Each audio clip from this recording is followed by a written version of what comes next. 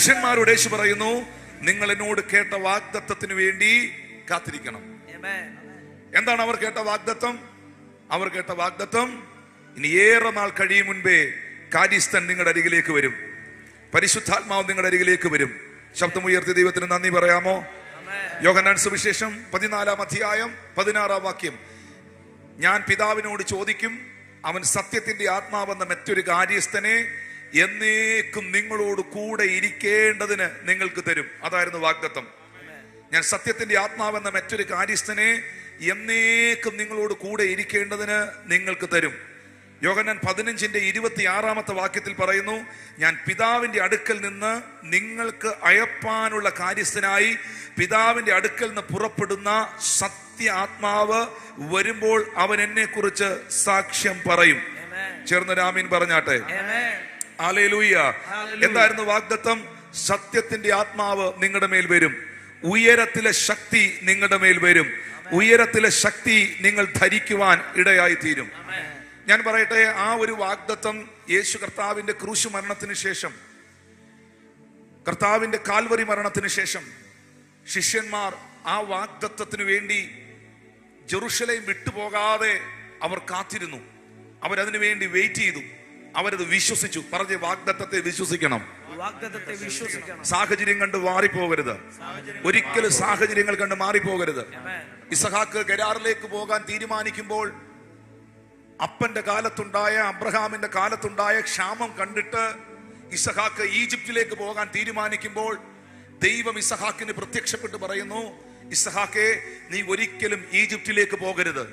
നിന്റെ പിതാവായ അബ്രഹാമിനോട് ഞാൻ സത്യം ചെയ്തതിനെ, നിന്റെ പിതാവായ അബ്രഹാമിനോട് ഞാൻ വാഗ്ദത്തം ചെയ്തതിനെ ഞാൻ നിന്റെ മേളിൽ നിവർത്തിക്കും. ഞാൻ നിന്റെ മേളിൽ നിവർത്തിക്കും. നമുക്കറിയാം, ഇസഹാക്കിനോട് ദൈവം പറയുന്നു, നിന്റെ പിതാവിനോട് ഞാൻ പറഞ്ഞ ഒത്തിരി വാഗ്ദത്തമുണ്ട്, അതൊത്തിരി പെൻഡിങ് ആയി കിടക്കുന്നുണ്ട്. ആകാശത്തിലെ നക്ഷത്രങ്ങളെ പോലെയും കടൽക്കരയിലെ മണൽച്ചരികൾ പോലെയും ഞാൻ നിന്നെ വർദ്ധിപ്പിക്കും എന്ന് പറഞ്ഞ ദൈവികമായ വാഗ്ദത്തം. നിന്നെ കുറച്ചു കളയുമെന്നല്ല, നിന്നെ തീർത്തു കളയുമെന്നല്ല, നിന്നെ തകർത്തു കളയുമെന്നല്ല, നിന്റെ അപ്പനെ അനുഗ്രഹിച്ചതിനേക്കാൾ കൂടുതൽ നിന്റെ അപ്പന്റെ തലമുറയെ അനുഗ്രഹിക്കുമെന്ന ദൈവികമായ വാഗ്ദത്തം ഇസഹാക്കിനോട് പറയുന്നു. ക്ഷാമം കണ്ടോണ്ടോ, മനുഷ്യനെ കണ്ടോണ്ടോ വാഗ്ദത്തത്തിൽ സംശയിക്കരുത്. ഇസഹാക്ക്, വേദപുസ്തകം പറയുന്നു, അതനുസരിച്ചു. അവൻ ആ ദേശത്ത് വിതച്ചു. അവന് 100 മേനിയുടെ കൊയ്ത്തുണ്ടായി. ആ ദേശത്തിൽ അവൻ വർദ്ധിച്ചു. അവൻ കുഴിച്ച കിണറുകളിലൊക്കെയും വെള്ളമുണ്ടായി. സ്വർഗത്തിലെ ദൈവം അവന് രഹബോത്ത് ഒരുക്കി കൊടുത്തു. ഇന്ന് ഇവിടെ ഇരിക്കുന്ന ദൈവമക്കളോട് പറയുന്നു, വാഗ്ദത്തം ഉള്ള ദൈവിക വാഗ്ദത്തം കേട്ട ഒരു കുടുംബവും ഒരു സഭയും ലജ്ജിച്ചു പോകാൻ ദൈവം അനുവദിക്കത്തില്ല. ലജ്ജിച്ചു പോകാൻ ദൈവം അനുവദിക്കത്തില്ല. ലജ്ജിച്ചു പോകാൻ ദൈവം അനുവദിക്കത്തില്ല. വാഗ്ദത്തങ്ങളിൽ വിശ്വസ്തനായ, വാക്കുമാറാത്തവനായ ദൈവം നിങ്ങൾക്ക് വേണ്ടി അത് ചെയ്തിരിക്കും. സാറയുടെ ഗർഭപാത്രം നിർജീവമാണെങ്കിലും അബ്രഹാമിന്റെ ബലം ക്ഷയിച്ചെങ്കിലും അവിശ്വാസത്തിൽ സംശയിക്കാതെ വിശ്വാസത്തിൽ ശക്തിപ്പെട്ട് വാഗ്ദത്തം ചെയ്തവൻ പ്രവർത്തിക്കുവാൻ ശക്തനെന്നവൻ ഉറച്ചു. എല്ലാരും പറഞ്ഞ്, വാഗ്ദത്തം ചെയ്തവൻ പ്രവർത്തിക്കുവാൻ ശക്തനാണെന്ന് അബ്രഹാം വിശ്വസിച്ചു.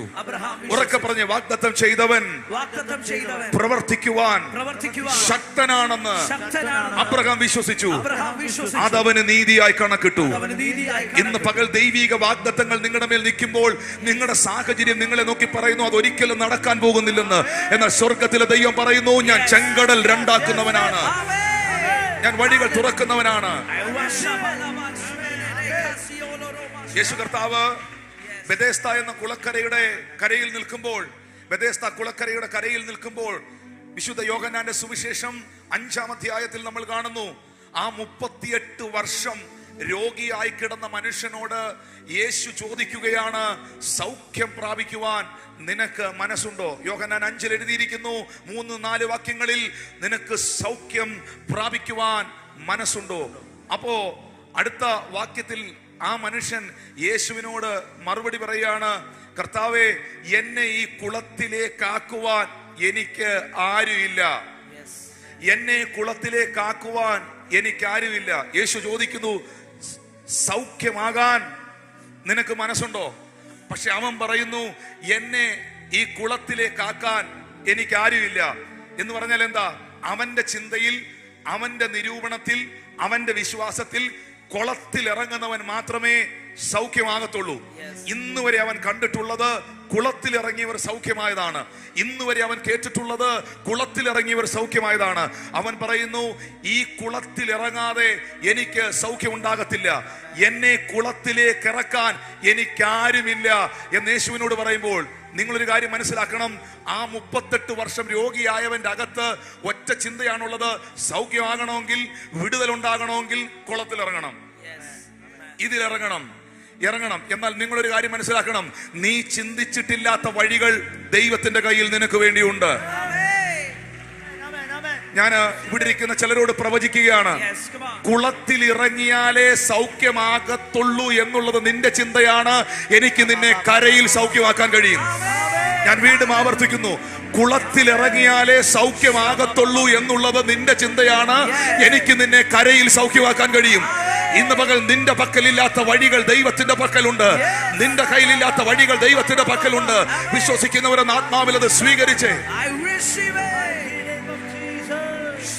ശരിയാണോ? ശരിയാണോ? ഇന്ന് വരെ, ആ നിമിഷം വരെ കരയിൽ ഒരുത്തൻ സൗഖ്യമാകുന്നത് അവൻ കണ്ടിട്ടില്ല. ആ സെക്കൻഡ് വരെ കരയിൽ ഒരുത്തൻ സൗഖ്യമാകുന്നത് അവൻ കണ്ടിട്ടില്ല. കുളത്തിലിറങ്ങുന്നവനെ സൗഖ്യമാകുന്നത് കണ്ടിട്ടുള്ളൂ. പക്ഷെ കർത്താവിന് പറയാനുണ്ട്, നിന്റെ ഐഡിയ ഒക്കെ മാറ്റിവെച്ചോ, നിന്റെ ടെൻഷനൊക്കെ മാറ്റിവെച്ചോ, നിന്റെ ചിന്തയൊക്കെ മാറ്റിവെച്ചോ. നിന്റെ കയ്യിലില്ലാത്ത വഴികൾ എന്റെ കയ്യിലുണ്ട്.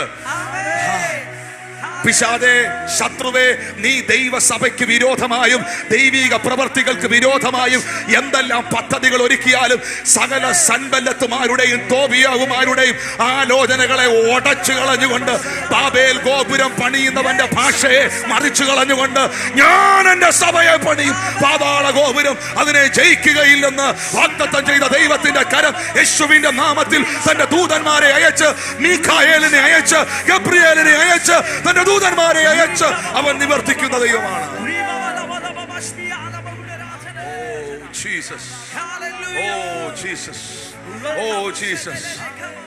ഇന്ന് പകൽ അതുകൊണ്ട് വാഗ്ദത്തമുണ്ടെങ്കിൽ ഈ പെന്തിക്കോസ്ത ദിനത്തിൽ, ഈ 50-ാം നാളെന്ന് യഹൂദന്മാർ ആഘോഷിക്കുന്ന ദിനത്തിൽ, ഈ കൊയ്ത്തു പെരുന്നാളിന്റെ ദിനത്തിൽ ഇത് ഓർക്കണം.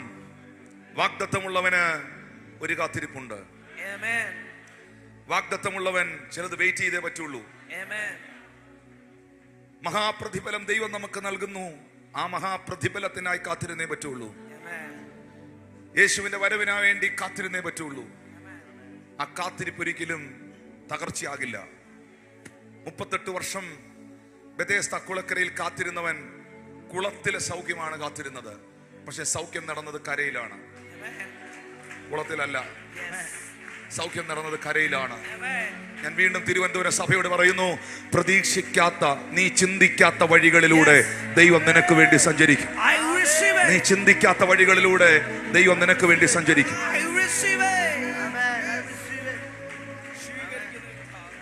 Hallelujah.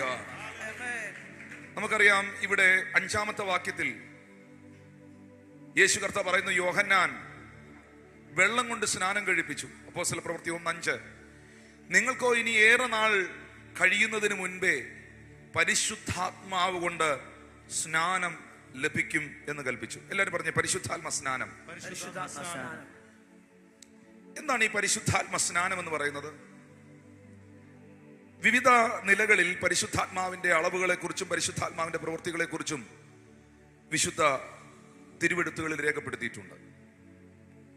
Different levels, different measurement in the Holy Ghost. ആത്മതലങ്ങളിൽ വിവിധ അളവുകളെ കുറിച്ച് എഴുതിയിട്ടുണ്ട്. അത് നിങ്ങൾക്ക് കേൾക്കാൻ സന്തോഷമുണ്ടോ?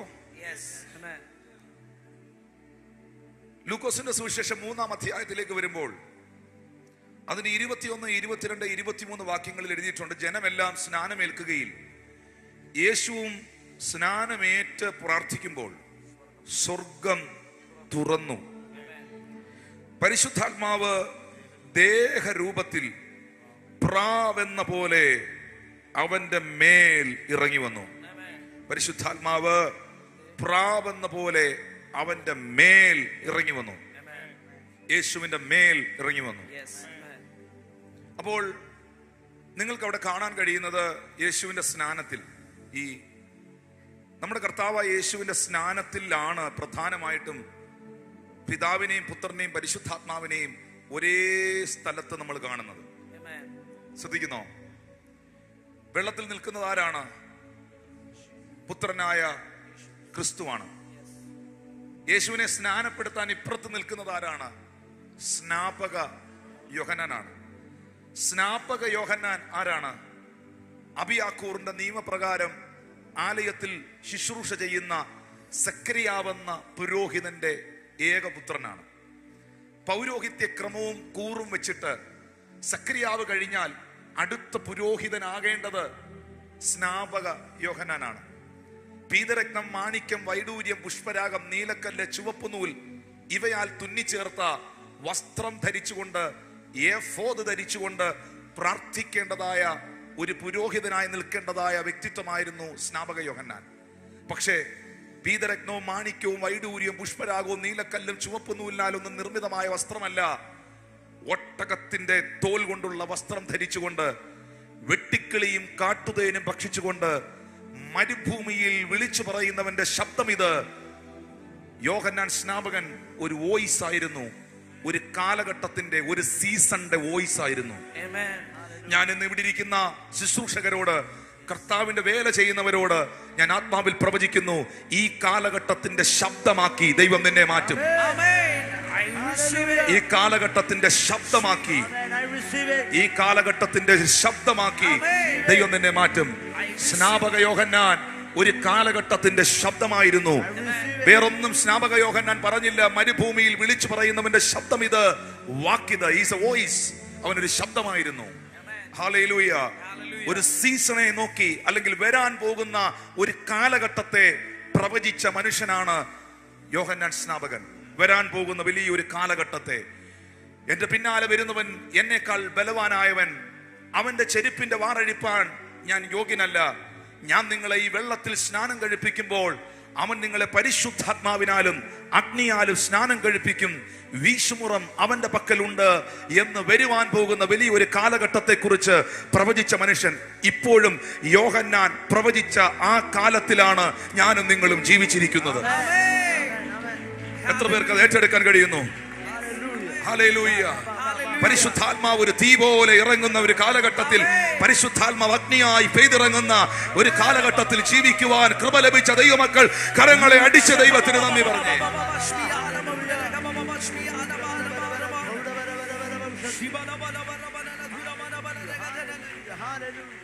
ക്രിസ്റ്റി, ഇവിടെ ഇരിക്കുന്ന ദൈവദാസന്മാർ, കർത്താവിന്റെ ശുശ്രൂഷയിൽ നിൽക്കുന്നവരോട് സ്നേഹത്തോടെ, ആദരവോടെ ദൈവം തരുന്ന ആലോചന ഞാൻ കൈമാറുകയാണ്.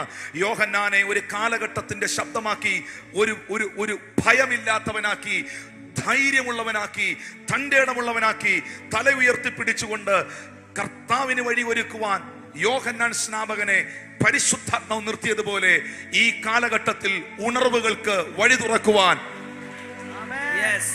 ഭവനത്തിന്റെ ശബ്ദമായി, ഈ രാജ്യത്തിന്റെ ശബ്ദമായി, നിന്റെ സഭയുടെ ശബ്ദമായി സ്വർഗത്തിലെ ദൈവം നിന്നെ അഭിഷേകം ചെയ്യുമെന്ന്, നിന്നെ ആ നിലയിൽ എടുത്തുയർത്തുമെന്ന് ആത്മാവ് നിന്നോട് പ്രവചിക്കുകയാണ്. അപ്പോൾ ആ കുളത്തിൽ നിൽക്കുന്ന ആദ്യത്തെ ആൾ ആരാണ്? സ്നാപക യോഹന്നാൻ. സ്നാപക യോഹന്നാൻ ആരാണ്? ന്യായപ്രമാണത്തിന്റെ ഒടുവിലത്തെ അധ്യായം. യോഹന്നാൻ വരെയാണ് ന്യായപ്രമാണം. യോഹന്നാൻ വരെയാണ് ന്യായപ്രമാണം. ന്യായപ്രമാണത്തിന്റെ ഒടുവിലത്തെ ചാപ്റ്റർ, ഏറ്റവും അവസാനത്തെ അധ്യായമാണ് സ്നാപക യോഹന്നാൻ. എന്തുകൊണ്ടാണ് സ്നാപക യോഹന്നാനെ അങ്ങക്ക് ഒട്ടകത്തിന്റെ തോൽ കൊണ്ടുള്ള വസ്ത്രവും വെട്ടിക്കിളിയും കാട്ടുതേനും ഭക്ഷണമായത്? നിന്റെ അപ്പൻ ധരിച്ചതുപോലുള്ള പീതരക്തം, മാണിക്യം, വൈഡൂര്യം, പുഷ്പരാഗം, നീലക്കല്ല്, ചുവപ്പുനൂൽ ഇവയിൽ നിർമ്മിതമായ ഏഫോദ് ധരിച്ച വസ്ത്രം എന്തുകൊണ്ട് താങ്കൾക്കില്ല? സ്നാപക യോഹന്നാൻ പറയും, എന്റെ അപ്പൻ വരെയായിരുന്നു പൗരോഹിത്യം, എന്റെ അപ്പൻ വരെയായിരുന്നു ആ നിലയിലുള്ള ശുശ്രൂഷ. ഇനി അങ്ങോട്ട് അങ്ങനൊരു കാര്യമില്ല. ആലയത്തിൽ ആട്ടുകൊറ്റനുമായിട്ടോ കാളക്കിടാവുമായിട്ടോ ബലി അർപ്പിക്കാൻ വേണ്ടി ഒരു പുരോഹിതനും പോകേണ്ട ആവശ്യമില്ല. ഇതാ വരുന്നു ലോകത്തിന്റെ പാപത്തെ ചുമക്കുന്ന ദൈവത്തിന്റെ കുഞ്ഞാട്. ഇതാ വരുന്നു ലോകത്തിന്റെ പാപത്തെ ചുമക്കുന്ന ദൈവത്തിന്റെ കുഞ്ഞാട്. He is the Lamb of God. ഇതാ വരുന്ന ലോകത്തിന്റെ പാപത്തെ ചുമക്കുന്ന ദൈവത്തിന്റെ കുഞ്ഞാട്. യോഹന്നാൻ പറയുന്നു, ഇനി അങ്ങനെ ഒരു വസ്ത്രധാരണത്തിന്റെ ആവശ്യം എനിക്കില്ല. കാരണം വരുവാനുള്ളവൻ മഹാപുരോഹിതനായവൻ, ബലിയാകേണ്ടവൻ, യാഗമാകേണ്ടവൻ, മാനവകുലത്തിന് മുഴുവൻ യാഗമാകേണ്ട അറുക്കപ്പെട്ട കുഞ്ഞാടെന്ന് പൗലോസ് അപ്പോസ്തലൻ വിളിച്ച പെസഹാ കുഞ്ഞാടെന്ന് വിശേഷിപ്പിച്ച ക്രിസ്തു ഭൂമിയിൽ വന്നു. പ്രിയമുള്ളവരെ, നിങ്ങൾക്ക് ആ യോർദാൻ നദിയിൽ ആ ചിത്രം കാണാൻ കഴിയണം. ഒന്ന്, ന്യായപ്രമാണത്തിന്റെ ഒടുവിലത്തെ അധ്യായമായ സ്നാപക യോഹന്നാൻ. രണ്ടാമത്, പുതിയ നിയമത്തിന്റെ മധ്യസ്ഥനായ യേശു ക്രിസ്തു. മൂന്ന്, സ്വർഗത്തിൽ നിന്നൊരു ശബ്ദമുണ്ടായെന്നല്ലേ അവിടെ എഴുതിയിരിക്കുന്നത്, ഇവൻ എന്റെ പ്രിയപുത്രൻ, ഇവനിൽ ഞാൻ പ്രസാദിച്ചിരിക്കുന്നു. അപ്പോൾ ഈ വെള്ളത്തിൽ നിങ്ങൾക്ക് പിതാവിനെ കാണാം, പുത്രനെ കാണാം. കേൾക്കുന്നുണ്ടോ നിങ്ങൾ എന്നെ? ഈ വെള്ളത്തിൽ നിങ്ങൾക്ക് പുത്രനെ കാണാം. പുത്രന്റെ മേളിൽ പരിശുദ്ധാത്മാവ് ഒരു പ്രാവെന്ന രൂപത്തിൽ വന്നിറങ്ങിയിരിക്കുന്നത് കാണാം. എല്ലാരും പറഞ്ഞ, യോർദാൻ നദിയിൽ ഞാൻ പുത്രനെ കാണുന്നു. യോർദാൻ നദിയിൽ ഞാൻ പുത്രന്റെ മേൽ വന്ന പരിശുദ്ധാത്മാവിനെ കാണുന്നു. യോർദാൻ നദിയിൽ ന്യായപ്രമാണത്തിന്റെ ഒടുവിലത്തെ കണ്ണിയായ സ്നാപക യോഹന്നാനെ കാണുന്നു. യോർദാൻ നദിയുടെ മുകളിൽ സംസാരിച്ചുകൊണ്ട് നിൽക്കുന്ന പിതാവായ ദൈവത്തെ കാണുന്നു. അപ്പോൾ പിതാവും പുത്രനും പരിശുദ്ധാത്മാവും ന്യായപ്രമാണത്തിന്റെ ഒടുവിലത്തെ കണ്ണിയും ഇവരെല്ലാം ഒന്നിച്ച് സമ്മേളിച്ച ഇടമാണ് യേശുവിന്റെ സ്നാനം. അവിടെ അതിനെക്കുറിച്ച് യേശു കർത്താവ് പറയുകയാണ്, ഈ യോഹന്നാൻ നിങ്ങളെ ജലത്തിൽ മാത്രമാണ് സ്നാനം കഴിപ്പിച്ചത്, എന്നാൽ നിങ്ങളുടെ മേളിൽ പരിശുദ്ധാത്മാവിന്റെ സ്നാനം നടക്കാൻ പോവുകയാണ്. പറഞ്ഞേ, പരിശുദ്ധാത്മാവിന്റെ സ്നാനം. ഉറക്കെ പറയണം, പരിശുദ്ധാത്മാവിന്റെ സ്നാനം. പരിശുദ്ധാത്മാവിന്റെ സ്നാനം. ഇത് ലൂക്കോസിന്റെ സുവിശേഷം 24 അധ്യായം 49 വാക്യത്തിലും പറയുന്നുണ്ട്, എന്റെ പിതാവ് വാഗ്ദത്തം ചെയ്തതിനെ ഞാൻ നിങ്ങളുടെ മേൽ അയക്കും, നിങ്ങളോ ഉയരത്തിൽ നിന്ന് ശക്തി ധരിക്കുവോളം നഗരത്തിൽ പാർക്കുവീൻ. പറഞ്ഞേ, ശക്തി ധരിക്കുക, ശക്തി ധരിക്കുക. എന്നാൽ സമയപരിമിതി കൊണ്ട് പെട്ടെന്ന് പറയട്ടെ, എന്താണ് ഈ പരിശുദ്ധാത്മ സ്നാനം എന്ന് പറഞ്ഞാൽ? നമുക്കറിയാം, യേശു കർത്താവിന്റെ മേളിൽ പരിശുദ്ധാത്മ പ്രാവെന്ന രൂപത്തിൽ വന്നു. ക്രിസ്തുപാസ, എനിക്ക് 1-2 വാക്യങ്ങൾ പെട്ടെന്നൊന്ന് വായിച്ചു വിട്ടാൽ മതി, സമയമില്ലാത്തതുകൊണ്ട്. ലൂക്കോസ് സുവിശേഷം 4 അധ്യായം 1 വാക്യം. ലൂക്കോസ് 4:1. യേശു പരിശുദ്ധാത്മാവ് നിറഞ്ഞവനായി. യേശു പരിശുദ്ധാത്മാവ് നിറഞ്ഞവനായി. എല്ലാവരും പറഞ്ഞ്, പരിശുദ്ധാത്മ നിറവ്. പരിശുദ്ധാത്മ നിറവ്. കണ്ടല്ലോ അല്ലേ? കണ്ടോ? പരിശുദ്ധാത്മ നിറവെന്ന വാക്ക് കണ്ടോ? ഇനി ലൂക്കോസ് 4:14 വാക്യം നോക്കിയേ. യേശു ആത്മാവിന്റെ ശക്തിയോടെ. അടിവരയിടണം, യേശു ആത്മാവിന്റെ ശക്തിയോടെ. ആദ്യം സംഭവിച്ചത് എന്താ? പരിശുദ്ധാത്മ നിറവ്. രണ്ടാമത് എന്തുണ്ടായി? ആത്മാവിന്റെ ശക്തി. ലൂക്കോസ് 4:14 വാക്യത്തിന്റെ അവസാനം, അവന്റെ ശ്രുതി ചുറ്റുമുള്ള നാടങ്ങും പരന്നു ചേർന്ന് രാമീൻ പറഞ്ഞേ. യേശു കർത്താവ് ദേവാലയത്തിൽ ചെന്നിട്ട് ലൂക്കോസ് 4:18-19 പറയുന്നു, ദരിദ്രരോട് സുവിശേഷം അറിയിക്കാൻ കർത്താവ് എന്നെ അഭിഷേകം ചെയ്യുകയാൽ അവന്റെ ആത്മാവ് എന്റെ മേളിലുണ്ട്. നിങ്ങൾക്ക് എത്ര പേർക്ക് അത് പറയാൻ കഴിയും? അവന്റെ ആത്മാവ് എന്റെ മേളിലുണ്ട്, അവൻ എന്നെ അഭിഷേകം ചെയ്തിരിക്കുന്നു. അപ്പോ വിവിധ പരിശുദ്ധാത്മ പ്രവൃത്തികളെ കുറിച്ചും അതിന്റെ അളവുകളെ കുറിച്ചും യേശുവിനോടുള്ള ബന്ധത്തിൽ തന്നെ നിങ്ങൾക്ക് കാണാൻ പറ്റി. യേശുവിന്റെ മേൽ പരിശുദ്ധാത്മാ വന്നു, യേശു ആത്മാവിന്റെ നിറവിലേക്ക് പോയി, യേശു ആത്മാവിന്റെ ശക്തിയിലേക്ക് പോയി, പിന്നത്തേതിൽ യേശു കർത്താവ് ആത്മാവിന്റെ അഭിഷേകത്തിലേക്ക് പോയി. Different levels. ഹല്ലേലൂയ. എന്നാൽ എന്താണ് പരിശുദ്ധാത്മ സ്നാനം? The baptism in the holy spirit. അതിന്റെ പ്രത്യേകത എന്താ? പരിശുദ്ധാത്മ സ്നാനം എന്ന് പറഞ്ഞാൽ എന്താ? ചില ആളുകൾ ഇങ്ങനെ പറയാറുണ്ട്, എനിക്ക് വിശ്വാസ സ്നാനമൊന്നും സ്വീകരിക്കേണ്ട ആവശ്യമില്ല, ഞാൻ പരിശുദ്ധാത്മ സ്നാനം ലഭിച്ചിട്ടുള്ള ആളാണ്. ഇത് രണ്ടും രണ്ടാണ്. പരിശുദ്ധാത്മ സ്നാനവും വെള്ളത്തിൽ ഇറങ്ങിയുള്ള വിശ്വാസ സ്നാനവും രണ്ടും രണ്ടാണ്. ഇത് രണ്ടും വ്യത്യസ്തമാണ്. ചേർന്ന് രാമീൻ പറഞ്ഞേ. Amen. ഈ പരിശുദ്ധാത്മ സ്നാനം എന്ന് പറയുന്നത് നിങ്ങൾക്ക് മനസ്സിലാകുന്ന ഭാഷ പറഞ്ഞുതരാം, കുറച്ച് സമയമേ ഉള്ളൂ. ആദ്യമായി നമുക്കുണ്ടാകുന്ന ആത്മാവിന്റെ അനുഭവമാണ് പരിശുദ്ധാത്മ സ്നാനം. ഫസ്റ്റ് എക്സ്പീരിയൻസ് എന്ന് പറയത്തില്ലേ, അതാ പറഞ്ഞ് നിങ്ങൾ നഗരം വിട്ടു പോകല്, നിങ്ങൾക്ക് എന്തുണ്ടാകാൻ പോവാ? പരിശുദ്ധാത്മ സ്നാനം എന്ന് വെച്ചാൽ ആദ്യമായി പരിശുദ്ധാത്മാവ് നിങ്ങളുടെ മേൽ വരാൻ പോവാ. കേൾക്കുന്നോ നിങ്ങൾ? നമുക്കുണ്ടാകുന്ന ഫസ്റ്റിലെ ഉണ്ടാകുന്ന ആത്മാവിന്റെ അനുഭവമാണ് പരിശുദ്ധാത്മ സ്നാനം. ഇത് ഈ പരിശുദ്ധാത്മ സ്നാനം പ്രാപിച്ച ഒത്തിരി പേര് ഇതിനകത്ത് ഇരിപ്പുണ്ട്. ഞാൻ നിങ്ങളോട് ചോദിക്കട്ടെ, ആദ്യമായിട്ട് ദൈവശക്തി പരിശുദ്ധ ആത്മാവ് നിങ്ങളുടെ മേൽ വന്നത് ഇപ്പോഴും ഓർമ്മയുള്ളവരെന്ന് കൈപൊക്കിയേ. കണ്ടോ, എനിക്കറിയാം ഓർമ്മയാണോ? എൻ്റെ ഈ ചുരുങ്ങിയ ശുശ്രൂഷ കാലയളവിൽ 26 വർഷത്തോളമായിട്ടുള്ള ഈ ഷോർട്ട് പീരീഡിൽ ഒരുപാട് അഭിഷിക്തന്മാർ വ്യക്തിപരമായി എനിക്ക് വേണ്ടി പ്രാർത്ഥിക്കുകയും എന്നോടും നമ്മുടെ സഭയോടുമുള്ള ദൈവിക ആലോചന അറിയിക്കുകയും ചെയ്തിട്ടുണ്ട്. റെയ്നാഡ് ബോങ്കെ തൊട്ട് പാസ്റ്റർ ബെന്നിഹിൻ തൊട്ട് പാസ്റ്റർ ക്രിസ് തൊട്ട് ഒരുപാട് ആളുകൾ, ഒത്തിരി പ്രവാചകന്മാർ, ഒത്തിരി അഭിഷിക്തന്മാർ, ഇന്ത്യയിലുള്ളവരും ഇന്ത്യക്ക് പുറത്തുള്ളവരും, അങ്ങനെ ഒത്തിരി പേര്. അപ്പൊ ഇവരൊക്കെ പ്രാർത്ഥിച്ച സമയത്ത്, ഇവരെല്ലാവരും പ്രാർത്ഥിച്ച സമയത്ത് എനിക്ക് അനുഭവങ്ങൾ ഉണ്ടായിട്ടുണ്ട്. എന്നാൽ 2000-ൽ 1999 ഞാൻ രക്ഷിക്കപ്പെടുന്നത്. 2000-ൽ എൻ്റെ വീട്ടിൽ ഒരു ഈവനിങ് ടൈമിൽ നടന്നൊരു പ്രാർത്ഥന. ആ പ്രാർത്ഥനയിൽ ഇന്ന് ഞങ്ങളുടെ ആ പ്രിയ സഹോദരൻ തിരുവനന്തപുരത്ത് തന്നെയുണ്ട്, ഷാജി ബ്രദർ എന്നാണ് അദ്ദേഹത്തിന്റെ പേര്. അദ്ദേഹം മിൽമയിൽ വർക്ക് ചെയ്യുന്ന മനുഷ്യനാണ്. ഇന്ന് മീറ്റിങ്ങിനുണ്ടോ എന്ന് എനിക്ക് അറിഞ്ഞുകൂടാ, പക്ഷെ തിരുവനന്തപുരക്കാരനാണ്. അദ്ദേഹം അന്ന് അടൂരിനടുത്തുള്ള സ്ഥലത്ത്, അടൂര് അവിടെ ഒരു ബൈബിൾ കോളേജ് ഉണ്ട്, ആ ഒരു സ്ഥലത്ത് താമസിക്കുന്ന സമയത്ത് ഞങ്ങളുടെ വീട്ടിൽ ഈവനിങ്ങിൽ പ്രേയറിന് വരുമായിരുന്നു. കോളേജ് പിള്ളേരുടെ സ്റ്റുഡൻസിന്റെ പ്രാർത്ഥന നടക്കുന്ന സമയം ഞങ്ങളൊന്നൊരു 8-10 ചെറുപ്പക്കാർ ഒന്നിച്ച് വട്ടം കൂടി ഇരുന്ന് പ്രാർത്ഥിക്കുകയാണ്. ഞാൻ ആ ദിവസങ്ങളിൽ ഫാസ്റ്റിങ്ങിലാണ്. എൻ്റെ ആഗ്രഹം, എനിക്ക് പരിശുദ്ധാത്മാവിനെ കിട്ടണം, എനിക്ക് പരിശുദ്ധാത്മാവിനെ വേണം, എനിക്ക് പരിശുദ്ധാത്മ ശക്തി പ്രാപിക്കണം, പരിശുദ്ധാത്മ സ്പർശനം ഉണ്ടാകണം. ഫാസ്റ്റിംഗ് ഇരിക്കുകയാണ്. അന്ന് വൈകുന്നേരം ഈ പ്രാർത്ഥന നടക്കുന്ന സമയത്ത് അതിശക്തമേറിയ നിലയിൽ ഒരു ദൈവശക്തി എൻ്റെ മേളിൽ വന്നു. ആ മീറ്റിംഗിൽ പങ്കെടുത്ത ചെറുപ്പക്കാർക്കും എൻ്റെ ഭവനത്തിലുള്ളവർക്കും അറിയാം, ഞാൻ ആ കോർണറിലാണ് ഇരുന്നതെങ്കിൽ ഞാൻ പോലും അറിഞ്ഞില്ല. ഞാൻ കുറച്ച് കഴിഞ്ഞ് കണ്ണു തുറന്ന് എഴുന്നേറ്റ് വരുമ്പോൾ ഞാൻ ഇവിടെ ഇരിക്കുകയാണ്. നദി എന്നെ ഒഴുക്കിക്കൊണ്ട് പോയെന്നൊക്കെ പറയത്തില്ലേ, ആ നദി എന്നെ നിയന്ത്രിച്ചു, ആ നദി എന്നെ ഒഴുക്കിക്കൊണ്ട് പോയി എന്ന് പറയില്ലേ. ഒരാത്മനദിയിലേക്ക് കർത്താവിനെ ഇറക്കി. ഞാൻ ഇങ്ങനെ നിങ്ങളോട് പറയുന്നത്, ഇത് മറ്റൊരു കാര്യം പറയാനാണ് ഞാനത് പറഞ്ഞത്.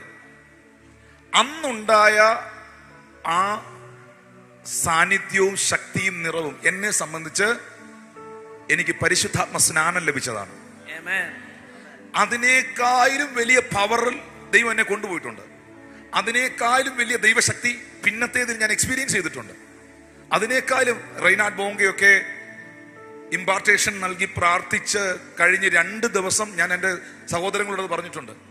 2 ദിവസം ഭക്ഷണം പോലും കഴിക്കണമെന്ന് തോന്നാതെ, മുറിയിൽ നിന്ന് പുറത്തിറങ്ങാൻ പറ്റാതെ ഇരുന്ന് പ്രാർത്ഥിച്ച അനുഭവങ്ങളുണ്ട്. അത്ര ഹെവി ആയിരുന്നത്. എന്നാൽ എനിക്കാദ്യം ഉണ്ടായ അനുഭവം ഇല്ലേ, ആ 2000-ൽ ആദ്യം എൻ്റെ വീട്ടിൽ വെച്ചുണ്ടായ അനുഭവം, അത് ഞാൻ മറക്കില്ല. അത് പരിശുദ്ധാത്മ സ്നാനമായിരുന്നു. 2-3 കാര്യങ്ങൾ ഞാൻ ഇപ്പോഴും ഓർക്കുന്നു. എൻ്റെ വിവാഹ ദിവസം കർത്താവിൻ്റെ അഭിഷിക്തൻ പാസ്റ്റർ എം.എ. വർഗീസ് ഞങ്ങളെ കൈപിടിപ്പിച്ചു തന്ന, ആയിരക്കണക്കിന് ജനങ്ങളുടെ സാന്നിധ്യത്തിൽ നടത്തപ്പെട്ട ആ വിശുദ്ധ വിവാഹം ഞാൻ മറക്കില്ല, ആ മൂമെന്റ്. 2, ദി ബെന്തിക്കോസ് മിഷൻ എന്ന് പറയുന്ന കൊട്ടാരക്കരയിലുള്ള വലിയൊരു കൂട്ടായ്മയിൽ ഒരു മാസയോഗത്തിൽ ആയിരക്കണക്കിന് വിശുദ്ധന്മാരുടെ ദൈവമക്കളുടെ നടുവിൽ ഒരാൾ, അന്ന് സ്നാനപ്പെടാൻ ഞാൻ മാത്രമേ ഉള്ളായിരുന്നു, ഒറ്റ ഒരാൾ, ഞാൻ മാത്രം ഇറങ്ങി ഒരു അഭിഷിക്തന്റെ കയ്യിലൂടെ, അവിടുത്തെ ഏറ്റവും ശ്രേഷ്ഠനായ ഒരു അപ്പോസ്തലന്റെ കരത്തിലൂടെ ദൈവം എനിക്ക് നൽകിയ ആ സ്നാന ശുശ്രൂഷ ഞാൻ മറക്കില്ല. അപ്പൊ ഞാൻ സ്നാനപ്പെട്ട മൂവ്മെന്റ് എനിക്ക് ഓർമ്മയുണ്ട്. നിങ്ങൾ സ്നാനപ്പെട്ട മൂവ്മെന്റ് ഓർമ്മയുള്ളവരുന്ന് കൈപൊക്കി കണ്ടോ? കല്യാണ ദിവസം ഓർമ്മയുള്ളവരെന്ന് കൈ ഉയർത്തിയേ. കല്യാണ ദിവസം, ഇതൊക്കെ ഏറ്റവും പ്രധാനപ്പെട്ട ദിവസങ്ങളായിരുന്നു. ഓർമ്മയില്ലേ? ഓർമ്മ വേണം. Praise the Lord. നീ ഓർക്കണ്ട, പിന്നെ ഓർത്താ മതി. ചേർന്ന് രാമ്യം പറഞ്ഞേ ഹല്ലേലൂയ. അപ്പൊ ആ ദിവസം നമുക്കൊരിക്കലും മറക്കാൻ പറ്റില്ല. അതുപോലെയാണ് പരിശുദ്ധാത്മാവ് നമ്മുടെ മേളിൽ ആദ്യമായി വന്ന ആ ഫസ്റ്റ് എക്സ്പീരിയൻസ്. അത് അനുഭവിച്ചവരൊന്ന് കരമടിച്ച് കർത്താവിന് നന്ദി പറഞ്ഞേ. First experience. ഞാനതിന് ഒരു വാക്യം ഒന്ന് തെളിയിക്കാൻ, അതിനൊരു തെളിവിനായി വായിക്കുന്നു. അപ്പോസ്തല പ്രവൃത്തികൾ 11-ാം അധ്യായം 15-16 വാക്യങ്ങൾ. അപ്പോസ്തല പ്രവൃത്തി 11, 15, 16. ഞാൻ സംസാരിച്ചു തുടങ്ങിയപ്പോൾ പരിശുദ്ധാത്മാവ് ആദിയിൽ നമ്മുടെ മേൽ എന്ന പോലെ അവരുടെ മേലും വന്നു. നിങ്ങൾ ആ വാക്യം ശ്രദ്ധിച്ചില്ലെങ്കിൽ ഞാൻ ഈ പറയുന്നത് മനസ്സിലാകത്തില്ല. പത്രോസ് അപ്പോസ്തലൻ വാ തുറന്ന് സംസാരിച്ചു തുടങ്ങിയപ്പോൾ പരിശുദ്ധാത്മാവ് ആദിയിൽ എന്ന് വെച്ചാൽ ഈ പെന്തിക്കോസ്ത് ദിനത്തിൽ അപ്പോസ്തലന്മാരുടെ മേൽ വന്നതുപോലെ അവരുടെ, മോനെ ശ്രദ്ധിക്കണം, അവരുടെ മേലും വന്നു. ഈ സംഭവം ഉണ്ടായി കഴിഞ്ഞപ്പം, ഇത് നടന്നു കഴിഞ്ഞപ്പം അടുത്ത വാക്യത്തിൽ പത്രോസ് എന്നാ പറഞ്ഞേ? അപ്പോൾ ഞാൻ യോഹന്നാൻ വെള്ളം കൊണ്ട് സ്നാനം കഴിപ്പിച്ചു, നിങ്ങൾക്ക് പരിശുദ്ധാത്മാവ് കൊണ്ട് സ്നാനം ലഭിക്കും എന്ന് കർത്താവ് പറഞ്ഞ വാക്ക് ഓർത്തു. പിടികിട്ടിയോ? മനസ്സിലായില്ല? തിരുവനന്തപുരംകാരെ മനസ്സിലാക്കാൻ ഇച്ചിരി വേണം, കുറച്ചുകൂടെ കാര്യമായിട്ട് പറയണം. ആദ്യമായി ഒരു കൂട്ടത്തിന്റെ മുകളിലേക്ക് പരിശുദ്ധാത്മാവ് വരികയാണ്. ആരാ ശുശ്രൂഷിക്കുന്നേ? ആളുടെ പേര് പറ. ഞാനിനി നിങ്ങളുടെ രീതിയിൽ സംസാരിക്കണോ? പറഞ്ഞേ. പത്രോസ് സംസാരിക്കുകയാണ്, പത്രോസ് പ്രസംഗിക്കുകയാണ്. പത്രോസ് പ്രസംഗിച്ചപ്പോ അതുവരെ ആ കൂട്ടത്തിന്റെ മേളിൽ എന്ത് വന്നിട്ടില്ല? ആ പുറകിലിരിക്കുന്ന ബ്രദർ പറഞ്ഞ ആര് വന്നിട്ടില്ല? പരിശുദ്ധാത്മാവ് വന്നിട്ടില്ല. എന്നാൽ പൊടുന്നനവേ ആ മെസ്സേജ് പറഞ്ഞുകൊണ്ടിരുന്നപ്പോൾ ഇവർ എല്ലാം മേളിലേക്ക് പരിശുദ്ധാത്മാവ് വന്നു. ഉടനെ പത്രോസ് അപ്പോസ്തലൻ പറയുകയാണ്, യോഹന്നാൻ വെള്ളം കൊണ്ട് സ്നാനം കഴിപ്പിച്ചു, നിങ്ങൾക്ക് പരിശുദ്ധാത്മാവ് കൊണ്ട് സ്നാനം ലഭിക്കുമെന്ന് കർത്താവ് പറഞ്ഞ വാക്ക് അന്നേരം ഓർത്തെന്ന്. അപ്പൊ പരിശുദ്ധാത്മ സ്നാനം എന്ന് പറഞ്ഞാൽ എന്നാ? ആദ്യമായി ആത്മാവിൽ ഉണ്ടാകുന്ന അനുഭവം. ഒന്ന് കരമടിച്ച് കർത്താവിന് നന്ദി പറഞ്ഞു. ആദ്യമായി ആത്മാവിൽ ഉണ്ടാകുന്ന അനുഭവം. 1, 2 ചേർന്നൊരു ഹല്ലേലൂയ പറയാം. ശബ്ദം ഉയർത്തി ഹല്ലേലൂയ പറയാം. ഓക്കെ. ഈ മത്തായിയുടെ സുവിശേഷം 3-ാം അധ്യായം 11-ാം വാക്യം. ഞാൻ നിങ്ങളെ മാനസാന്തരത്തിനായി വെള്ളത്തിൽ സ്നാനമേൽപ്പിക്കുന്നതേ ഉള്ളൂ. എന്റെ പിന്നാലെ വരുന്നവനോ എന്നേക്കാൾ ബലവാനാകുന്നു. അവന്റെ ചെരുപ്പ് ചുമക്കുവാൻ ഞാൻ മതിയായവനല്ല. അവൻ നിങ്ങളെ പരിശുദ്ധാത്മാവ് കൊണ്ടും തീ കൊണ്ടും സ്നാനം കഴിപ്പിക്കും. ചേർന്ന് രാമീൻ പറഞ്ഞേ. അവൻ നിങ്ങളെ പരിശുദ്ധാത്മാവ് കൊണ്ടും തീ കൊണ്ടും സ്നാനം കഴിപ്പിക്കും. ഇന്ന് ഈ കൂട്ടത്തിലിരിക്കുന്ന മുഴുവൻ ആളുകളുടെ മേളിലും ഇങ്ങനെ വെള്ളത്തിൽ നിമജ്ഞനം ചെയ്യുന്നത് പോലെ ആത്മാവിന്റെ നദിയിലൊന്ന് ഇറങ്ങുന്ന ഒരു അനുഭവം ആഗ്രഹിക്കുന്നവർ ഇതിന് അതിരിപ്പുണ്ടോ? ഉണ്ടെങ്കിൽ ഒരു വലിയ ആത്മപകർച്ച ഇന്ന് ഇതിൽ സംഭവിക്കാൻ പോവുകയാണ്.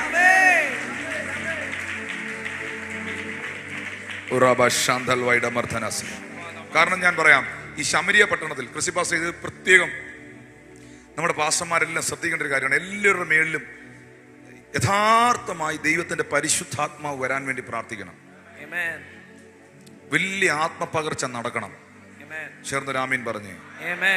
മോശയുടെ മേളിൽ കിടന്ന ആത്മാവിനെ എടുത്ത് ആ 70 പേരുടെ മേളിലേക്ക് പകർന്നു കൊടുത്തപ്പോൾ അവിടെ എഴുതിയിരിക്കുന്നു, അവരും പ്രവചിച്ചു. കാരണം മോശ ആരായിരുന്നു? മോശ പ്രവാചകനായിരുന്നു. ആ സ്പിരിറ്റിന്റെ ഇമ്പാർട്ടേഷൻ ഉണ്ടായി. ചേർന്ന് രാമീൻ പറയാം. ശമരിയ പട്ടണത്തില് അപ്പോസ്തല പ്രവൃത്തി 8-ാം അധ്യായം, അപ്പോസ്തലന്മാരുടെ പ്രവൃത്തികൾ 8-ാം അധ്യായം 14, 15, 16 വാക്യത്തിൽ എഴുതിയിട്ടുണ്ട്. അനന്തരം യെരൂശലേമിലുള്ള അപ്പോസ്തലന്മാർ ശമരിയയിൽ ദൈവവചനം കൈക്കൊണ്ട് എന്ന് കേട്ട് പത്രോസിനെയും യോഹന്നാനെയും അവർ അടുക്കൽ അയച്ചു. അവര് ചെന്ന് അവർക്ക് പരിശുദ്ധാത്മാവ് ലഭിക്കേണ്ടതിന് അവർക്ക് വേണ്ടി പ്രാർത്ഥിച്ചു. കേൾക്കുന്നോ? ഇന്ന് അങ്ങനെ ഒരു പ്രാർത്ഥന ഇവിടെ ഉണ്ടാവും. സന്തോഷമില്ലല്ലോ, എന്നാ പിന്നെ പ്രാർത്ഥിക്കണ്ട. അവർക്ക് പരിശുദ്ധാത്മാവ് ലഭിക്കേണ്ടതിനായി പ്രാർത്ഥിച്ചു. ഇത് പൈസ കൊടുത്ത് മേടിക്കാൻ പറ്റുന്നതല്ല. ഞാൻ ഒരു രാജ്യത്ത് പോയ സമയത്ത് ഞാൻ ചോദിച്ചു, ആ ദൈവദാസനെ എനിക്കൊന്ന് കാണാൻ പറ്റുമോ എന്ന് ചോദിച്ചു.